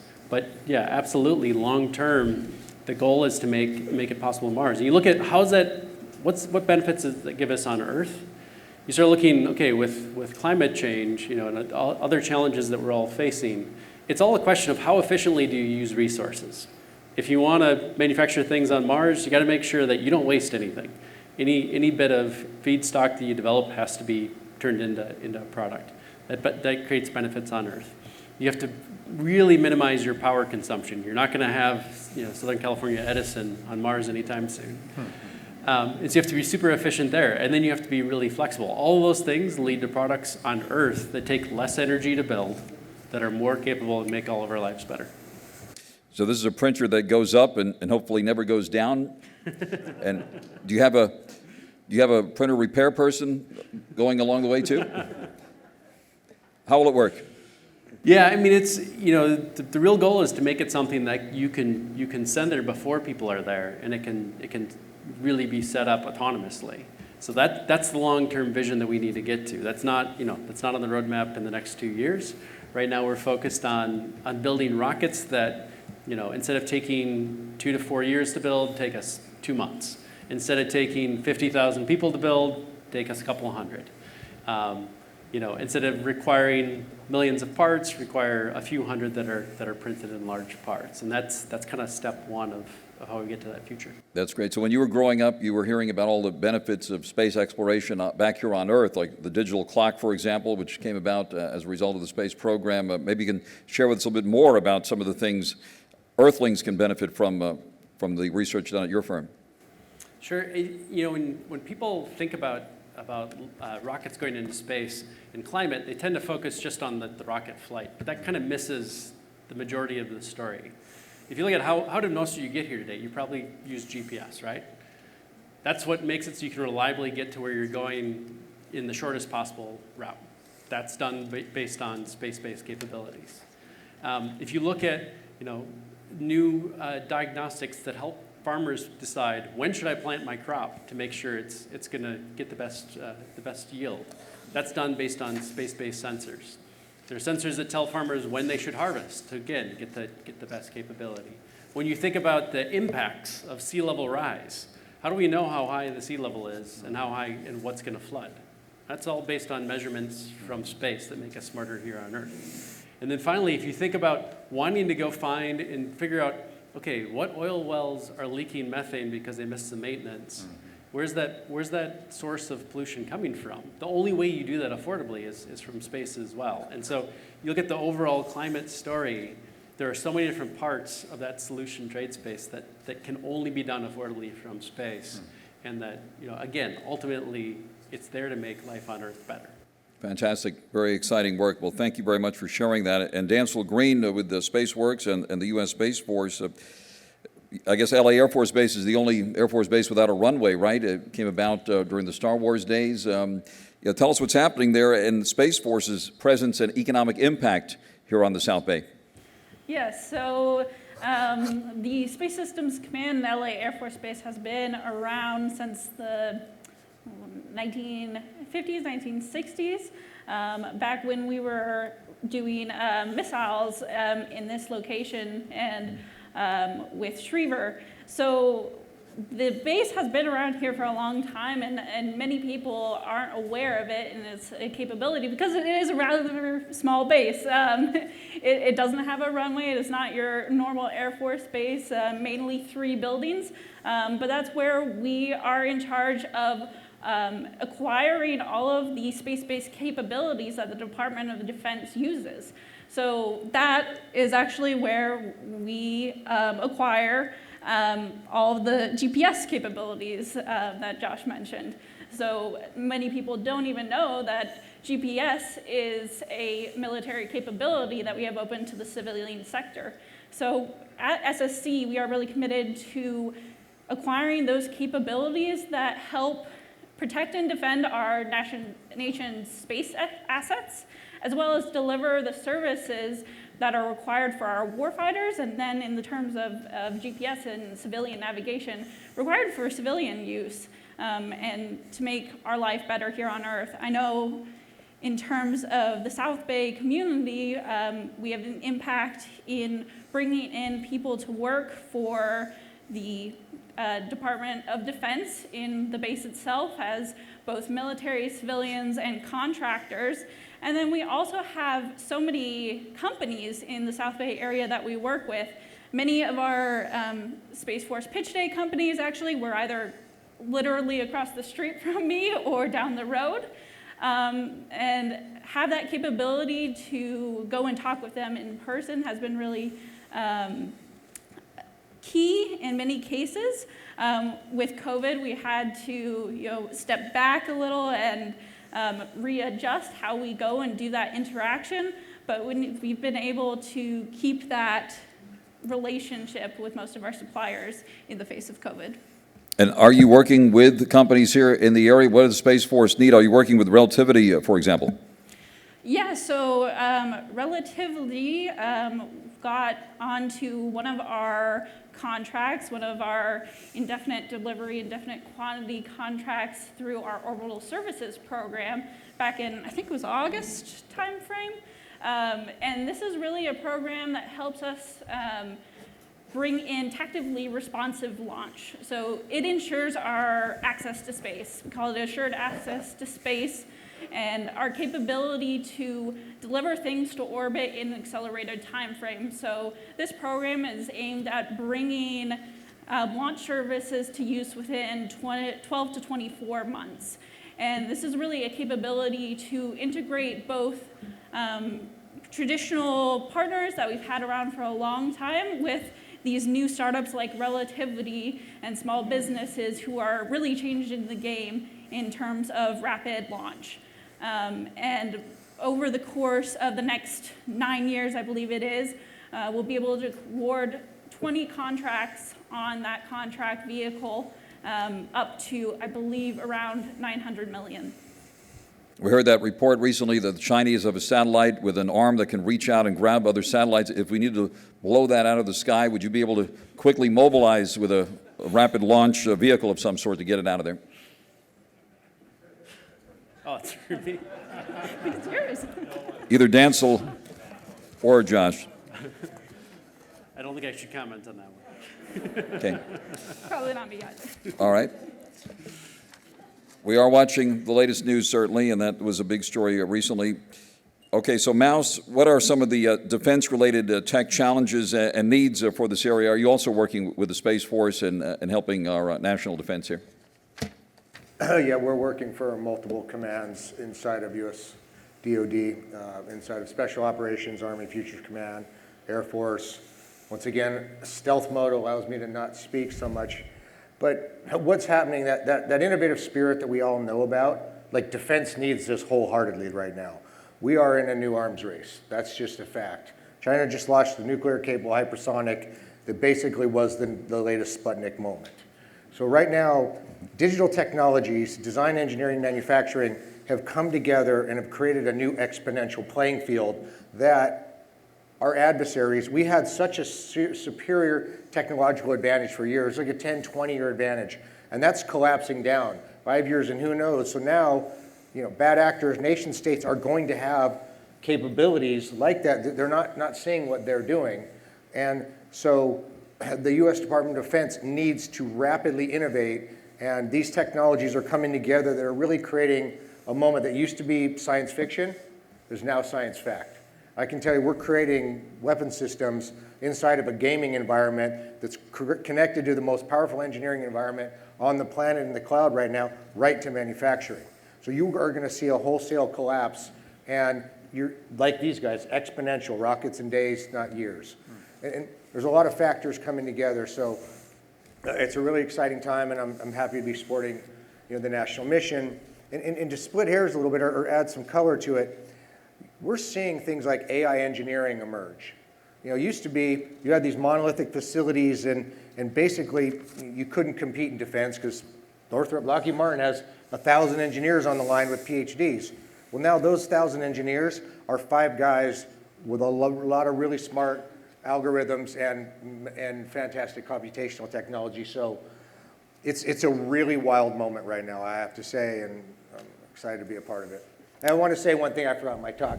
Upcycling isn't just about cars, vehicles, clothes, product. It's about real estate and factories. Look at all the successes people have had upcycling factories.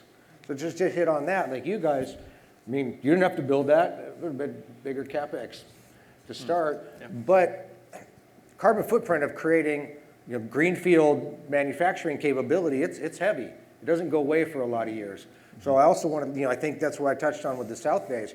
You have so much amazing architecture was already built to support aerospace and automotive. And as this new industrial revolution lights up again, it'll be great here. During the Reagan years, of course, we were hearing about Star Wars, and it sounds like a lot of this has come to life here now. Can you give us a little bit more exciting insight into what's happening? Yeah, so that was a really good piece of PsyOps right there. It was a damn good campaign. They convinced Soviets that we really had it and sped them into oblivion. So I'm a big fan of Star Wars in concept, even though it wasn't an application. Yeah, so right now everybody's seen Iron Man, Tony Stark. Okay, well, my movie studio, we designed that UI, UX, and whole interface. So now Tony Stark's designing things in his suit and everything, and it looks like a spatial environment that's got a lot of magic behind it. We're literally working that way right now. It's that science fiction moment becoming fact. So, as I said, AI engineering, advanced manufacturing can't not be taken lightly. What we're not talking about is you used to have a barrier to entry that was insurmountable. It's called industrial tooling. So you do all this great design work, have a lot of things, then you got to go back to tooling, and then your model falls apart. So what we're seeing twofold is completely new business models emerge, but just look at manufacturing. We need to go back to large-scale tooling, years, hundreds of millions of dollars, zero flexibility, and then you made 10,000 of the same thing to amortize the spend. That's how you get crappy vehicles that are supposed to be one size fits all that get kids blown up in the Army. It was because of really legacy tooling. And now we're looking at an on-demand model that advanced manufacturing, and love sitting next to these dudes, but is opening up that if you can design it, you can build it. But not only can you build it, how do you know if it's any good? Sorry, caught myself. So how do you do that? Simulation, digital simulation, once again, is doing the job of hundreds or thousands of engineers. So you go from a virtual prototype in a gaming environment. So picture Call of Duty is your DevOps platform. And now you're looking at your mission, you're adapting your equipment, but then you're running full-scale parametric simulation. And then when you go to build, and I'd love to throw that to him, they have metrology. They're seeing every single layer. So as that deposition's happening on that rocket, the metrology, the lasers are looking, and they know that part's born qualified. So then, and I don't want to step into your world too hard, but it is my world, then with our projects, even in aerospace, you used to have to go through radical, rigorous physical testing. Once again, this was a massive barrier to entry. So now digital testing simulation is here, and we finally have the digital thread. There's a lot of digital things. I'll stay out of the cliches, but really it's the digital twin. So the digital twin is an entire system down to the molecular structure, manufacturing operations, manufacturing process, all the data in there. Now that we've done that, everything's come down. And this didn't happen until really the last couple years. So now the door's open, and it's not going to be Industry 4.0, 500. This is Industry X. We're going in an exponential moment for creating product, and we're going to do it here in America, like they said, made in America. And we don't have to worry about those ships out in the port. All right, Mouse, thank you for that. And Assemblymember Martucci, let me ask you this. Thank you again. Attracting and retaining companies here, of course, has been a big issue. A lot of drama around the C-17 plant in Long Beach for years, whether it was going to close or not, and now a great new tenant there, as we just heard. What efforts are underway here to attract and retain all these great aerospace folks, and also, P.S., make California more business-friendly for all of us?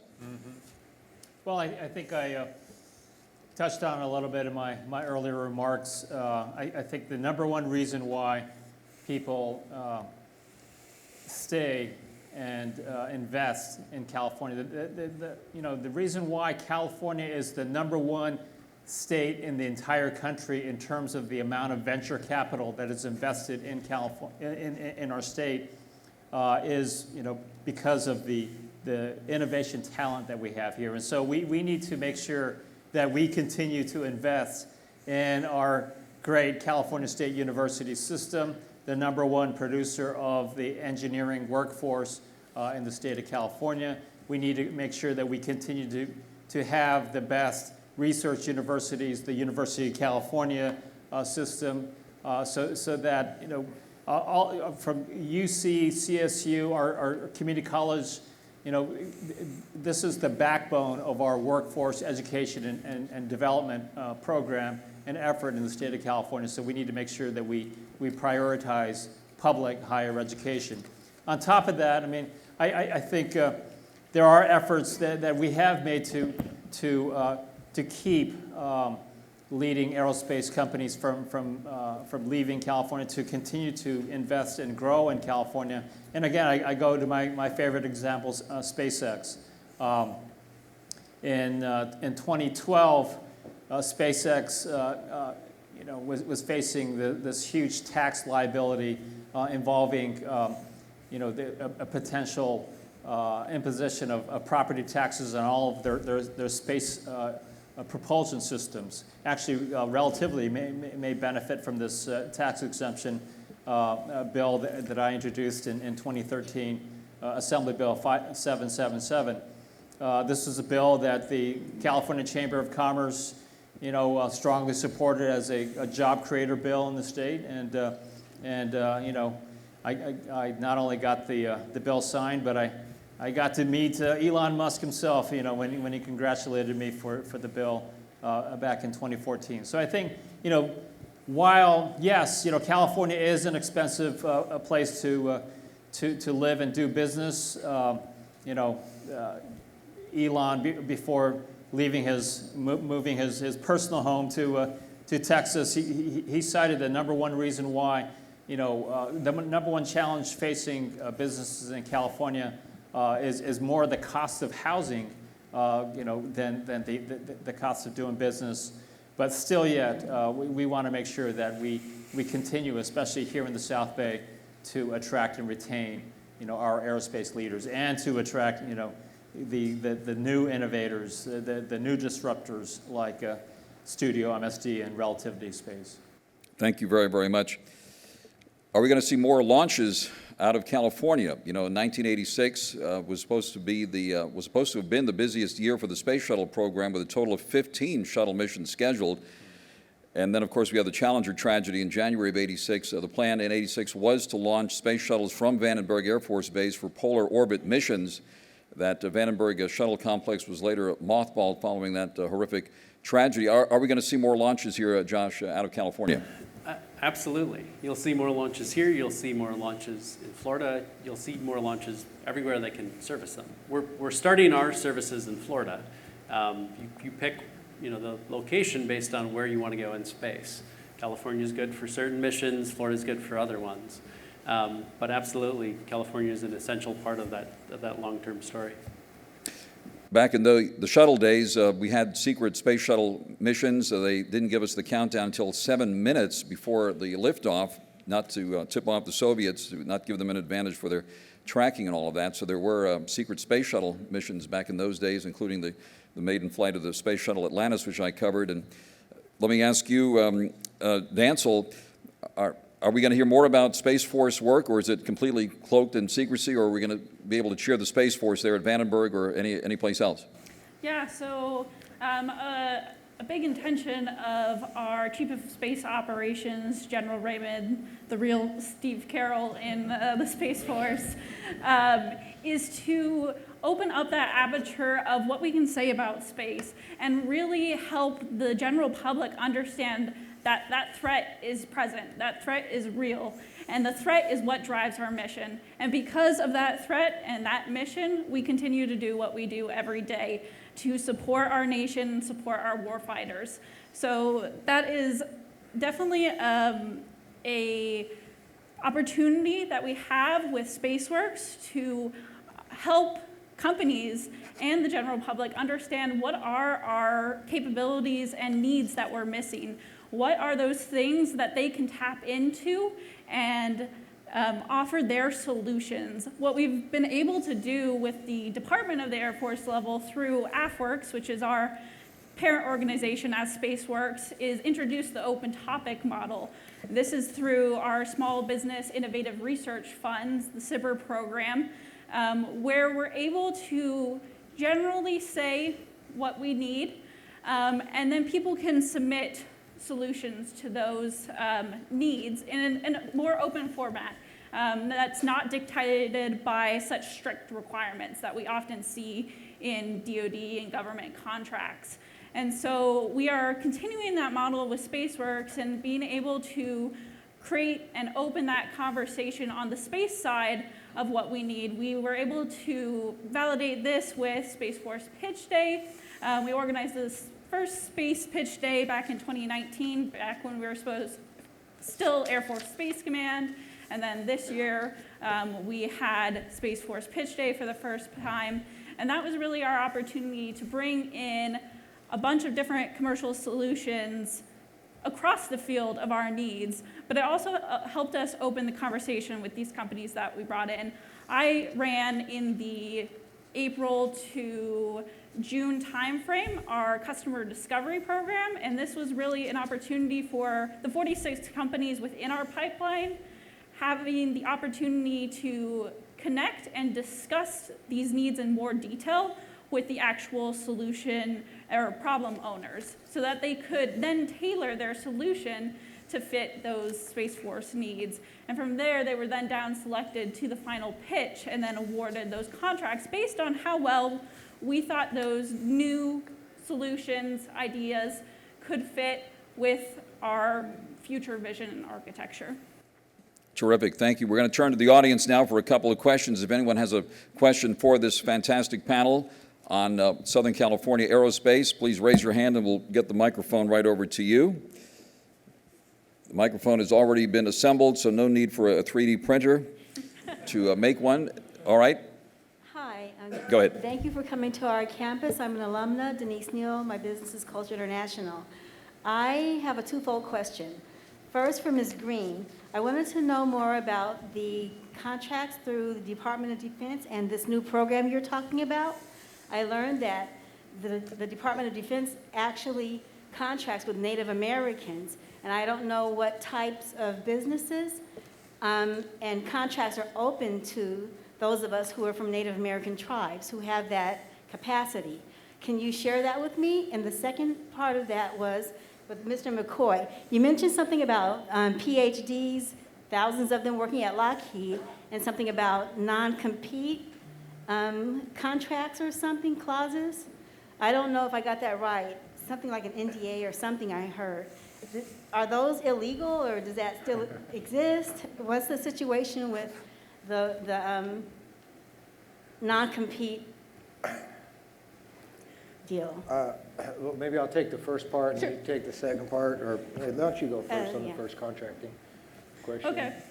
Yeah, so as there are set-asides for small businesses, often we have considerations brought into the picture for minority-owned businesses. And so that is sometimes a factor in contracting. It depends on the contracting mechanism and what organization usually. So that's an opportunity. And we also work to market to those minority institutions so that they have that opportunity to even learn about the opening, right? Because they might not get that in their general information. And to answer your question, really what I was saying is it used to be large corporations housed thousands of engineers with PhDs. That was their computational firepower. There was really no way to compete with that computation. And they also had the most expensive software systems in the world that no startup could ever afford, and those were large network systems inside of their monolithic organization. Now, those engineers have been digitized, quite a bit of it. So much of that firepower now is going to be in the hands of startups with new software systems and new computational firepower. So what was previously unimaginable, like starting a rocket company, was like, oh, only Lockheed Martin, Northrop, or Boeing can do that because they're ready to go. Now, there's so much opportunity, and I think, once again, I just want to encourage everybody, especially everybody's kids here and the students, to understand there's a lot of opportunity in sectors that no one ever realized there was opportunity in. Very exciting time. Next question from the audience, and then we'll, yes, right over here. Okay, please. Good afternoon. Steve Bradford, Senator, who represents most of the South Bay and much of where this innovation is taking place. And it's, as a person who grew up in the South Bay and watched all of this evolution, and I'm literally walking distance from SpaceX, I guess my only challenge here, and it follows along the line of the question was just asked, the lack of diversity in the workforce. And we hear it all the time, we can't find, despite colleges like Cal State Dominguez Hills graduating minority engineers every day, and historically black colleges like HBCU graduating thousands and having a national organization, National Society of Black Engineers. What is the challenge with recruiting and retaining? I say my first visit to SpaceX, I saw one African American at the facility. I made Elon Musk aware of that. My next visit, I was greeted by an African American on a skateboard. So I just want to know. Thank you.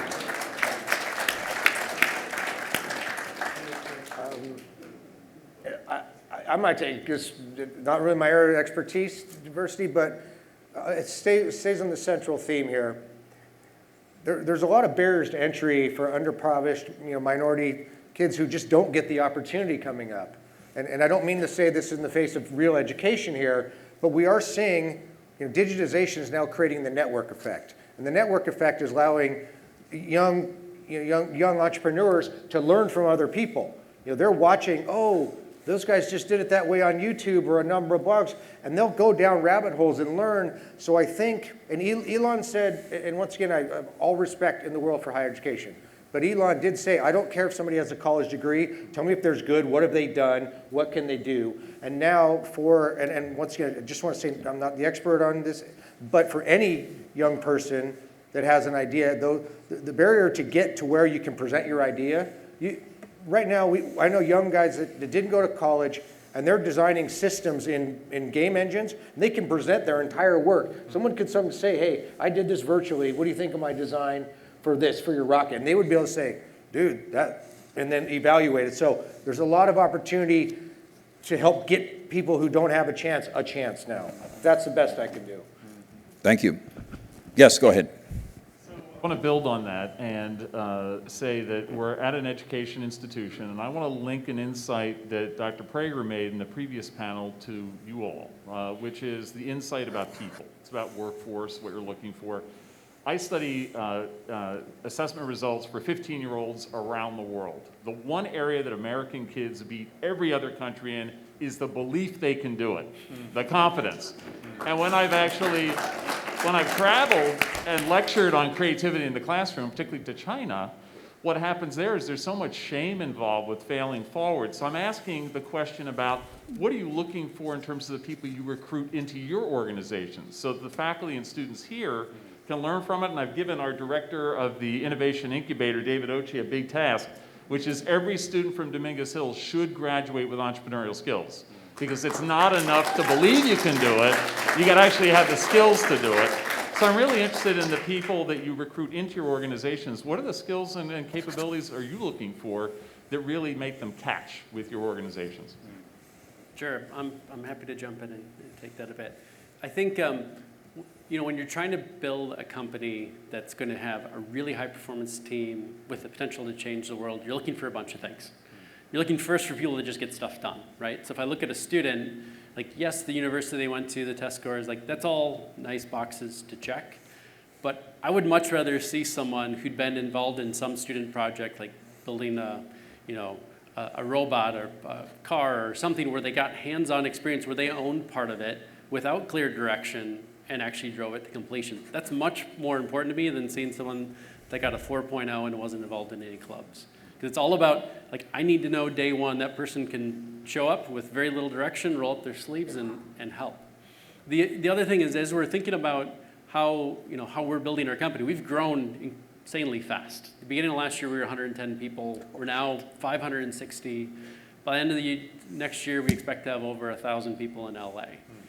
And so how you evaluate people becomes absolutely essential, right? You're building a culture every day by the people that come in the door. Because if you hire that fast, you can't train everybody to be the type of person you want them to be. You have to figure out how do you build the team that works together to get stuff done. And that leads to very different ways in how you train people to interview, how you get people to think about what's missing on your team. Like, the easiest thing for me to do on my team is to find someone whose resume looks like mine, who talks like me, to fill another seat. Turns out that doesn't make my team any better. Because I don't need another me. I need someone who sees every problem a little differently, that can push back on me and tell me when I'm wrong, and help me when I'm right. And so that's something that we as a small company that's growing fast are kind of battling every day and trying to prioritize as we grow. I would also note that there are many organizations promoting diversity, and I would put STEM Advantage on your radar screen. It's a great group that offers scholarships and promotes diversity in the world of science education here in the Los Angeles area. And we have time for one more question. Yes, sir, go right ahead. Tom Lasser with the South Bay Aerospace Alliance. We've talked about the aerospace industry being the center of gravity here in the South Bay, but I haven't heard much about our legacy, maybe that's a wrong term, companies like Northrop Grumman, Boeing, Lockheed, Raytheon. How are they doing? How healthy are they? And what's the forecast there? Probably not the right person to talk about how they're doing. They are a source of lots of talent for us. And I'll be funny, we're competing with those companies like you are right now. We're both competing with them. But the mere fact that we can compete as really small, agile organizations, like one-to-one with Lockheed Martin. I mean, we were having that discussion in our shop the other day. Like, we have a certain project in aerospace right now, and we're right there. And we're like, if you would have said 3 years ago this was possible. So I think their models are going to change radically. There's a significant pivot going to what's PACOM, the South Pacific Command. But I referenced Kodak, and that's a hard one to throw out there, right? But it's true. Like, that actually happened, and the new business models in defense are also going to be not predicated on the business models that made them really successful. Butts and seats, billing for lots of people. And you're going to see, I think, they're going to have to disrupt themselves and their model as much as anything. So I can't comment on inside of their walls, but I will say that the playing field's leveled now, and that's going to scare them, because it happened in every other industry I talked about at the beginning of my talk. Mm-hmm. And Yes, we sir. had this conversation at Space Industry Days just last week or the week before, and what are we doing, working both sides of things, and both looking at the primes and those non-traditionals. And Spaceworks specifically, we're working on how we can integrate those two, because the primes do offer a lot of insight and background knowledge, and they know the architecture as it stands now, right? So how do we partner those small businesses and startups with that expertise to facilitate a combined approach in the end? You know, I was going to say, I made kind of a sarcastic remark, but the reality is that the primes are built to do what their customers paid them to do, right? And now the customer is looking for something different. The customer historically wanted exquisite capabilities that were super reliable. You could build a satellite that was $5 billion, put it in space and know it was safe. It's not anymore. And so the way the government's buying from them has changed. What they're looking for is to get the primes and every other company in their ecosystem to be able to have the capacity to react faster than the adversary. Really, in any competition, whoever can react faster wins. And so now we see the primes going out and coming to companies like ours looking for that innovation that helps them develop the next system faster, that helps them deliver that better capability faster. Because there are certain things that my 500-person company can do with that kind of resources. There are other problems that still need those vast armies of resources and facilities. And I think it's an important transition going on. And I want to follow up one last thing. So I talked about the network effect. And if you look at the South Bay, and also if you look at Burbank, right? Similar things, but you had all these job shops that would get blueprints. They didn't know what model-based system their part was for. You had thousands of job shops in this region that were fab that could build, and the primes had the network. It was all localized. And it was an amazing industry, and I always like to say that's what gave birth to automotive. Hot rodding was the aerospace job shops. Like, they actually drove more mobility innovation than anyone. So the network effect is now allowing the job shops to connect digitally with the entire system that they're working with into the cloud with the primes, or even direct to DoD. So that's amazing opportunity. And that's, I'm just going to tie that thread back for the South Bay.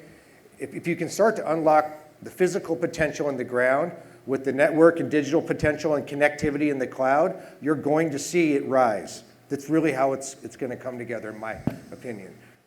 I think it's important to recognize the active duty and the retired military in the audience, including a retired Lieutenant Colonel Tom Laster, who just asked that question. Thank you, Colonel, and all military people here in the audience for your service. And thanks for highlighting the Aerospace Alliance as well. You mentioned the Jetsons. As we wrap things up here, help us understand what continues to inspire you. I have to say, one of the most amazing space heroes that I had some contact with was Bruce McCandless, who used the manned maneuvering unit, left the space shuttle untethered with a jetpack, basically, and nerves of steel. An amazing person. Jetsons, who else has inspired you over the years? I mean, for me, he referenced Saturn V, SR-71. I want to say that inspired me, because once upon a time, we clean sheeted the fastest airplane in history in 1959, 1960 to 62. Nothing's gone faster, millions of parts, all invention, and it was done in like 20 months. So what inspires me is, once upon a time in America, the bureaucracy was down, and they recognized that we were in the middle of the Cold War, and we were looking at a really bad nuclear future if we didn't get the competitive advantage, and that happened. That can't happen, and so it inspires me that America is capable of greatness, but it needs to get out of its own way. If the last thing I want to say, I'm super inspired, but we also want to keep breaking the barriers to help America get out of its own way in defense and embrace innovation. Thank you very much, Mouse. Josh? Oh, man. Yeah, I think that the list is long. It's, every generation's had some major breakthrough. For me, like I said, as a child, it was looking back to Apollo and looking at Space Shuttle. I think in the more recent years, what's really inspiring me, beyond what we're working on and seeing what SpaceX and some others in the commercial space sector are working on, you start looking at all these things that are happening with small companies developing small aircraft. There's all these electric aircraft, and you can go online. I saw a list last night of the 10 top personal electric aircraft. That suggests that there's a lot more than 10, right? That's people working with these new technologies of control systems that weren't possible a decade ago for, 3 guys in a garage to buy, for software to do the analysis that wasn't possible for low-cost batteries that weren't possible for, all of that unlocking this new possible future of future innovation. Terrific. Dancel? I think what inspires me is, especially being in the role I am in, I'm at the start of a brand new service, which not a lot of people can say, right? I am really excited to continue and help shape how we integrate the Space Force into our larger architecture and what we want that architecture to even look like, right? And that continues to make me want to do what I do every day. And Assemblymember Succi, let me guess, Elon Musk?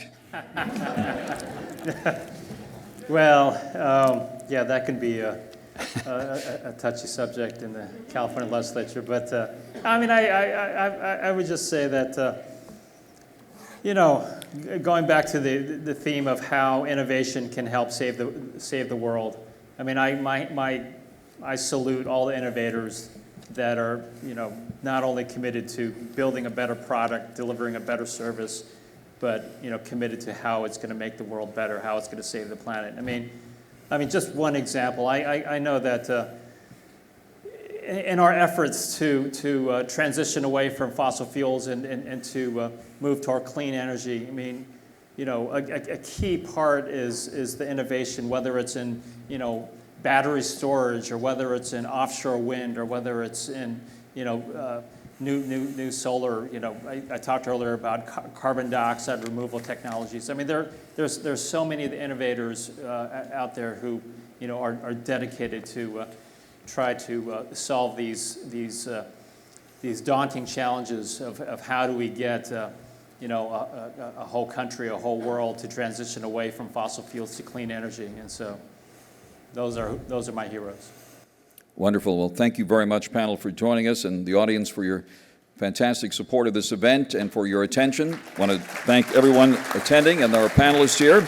A reminder that today's South Bay Economic Forecast Report will be available on the Cal State Dominguez Hills website. Some of the folks you've seen here today will also be appearing this evening on Motec on Money on 790 KBC in the 6 p.m. hour this evening. Thank you very much, ladies and gentlemen, for joining us here today. We'll see you next year here at Cal State University Dominguez Hills.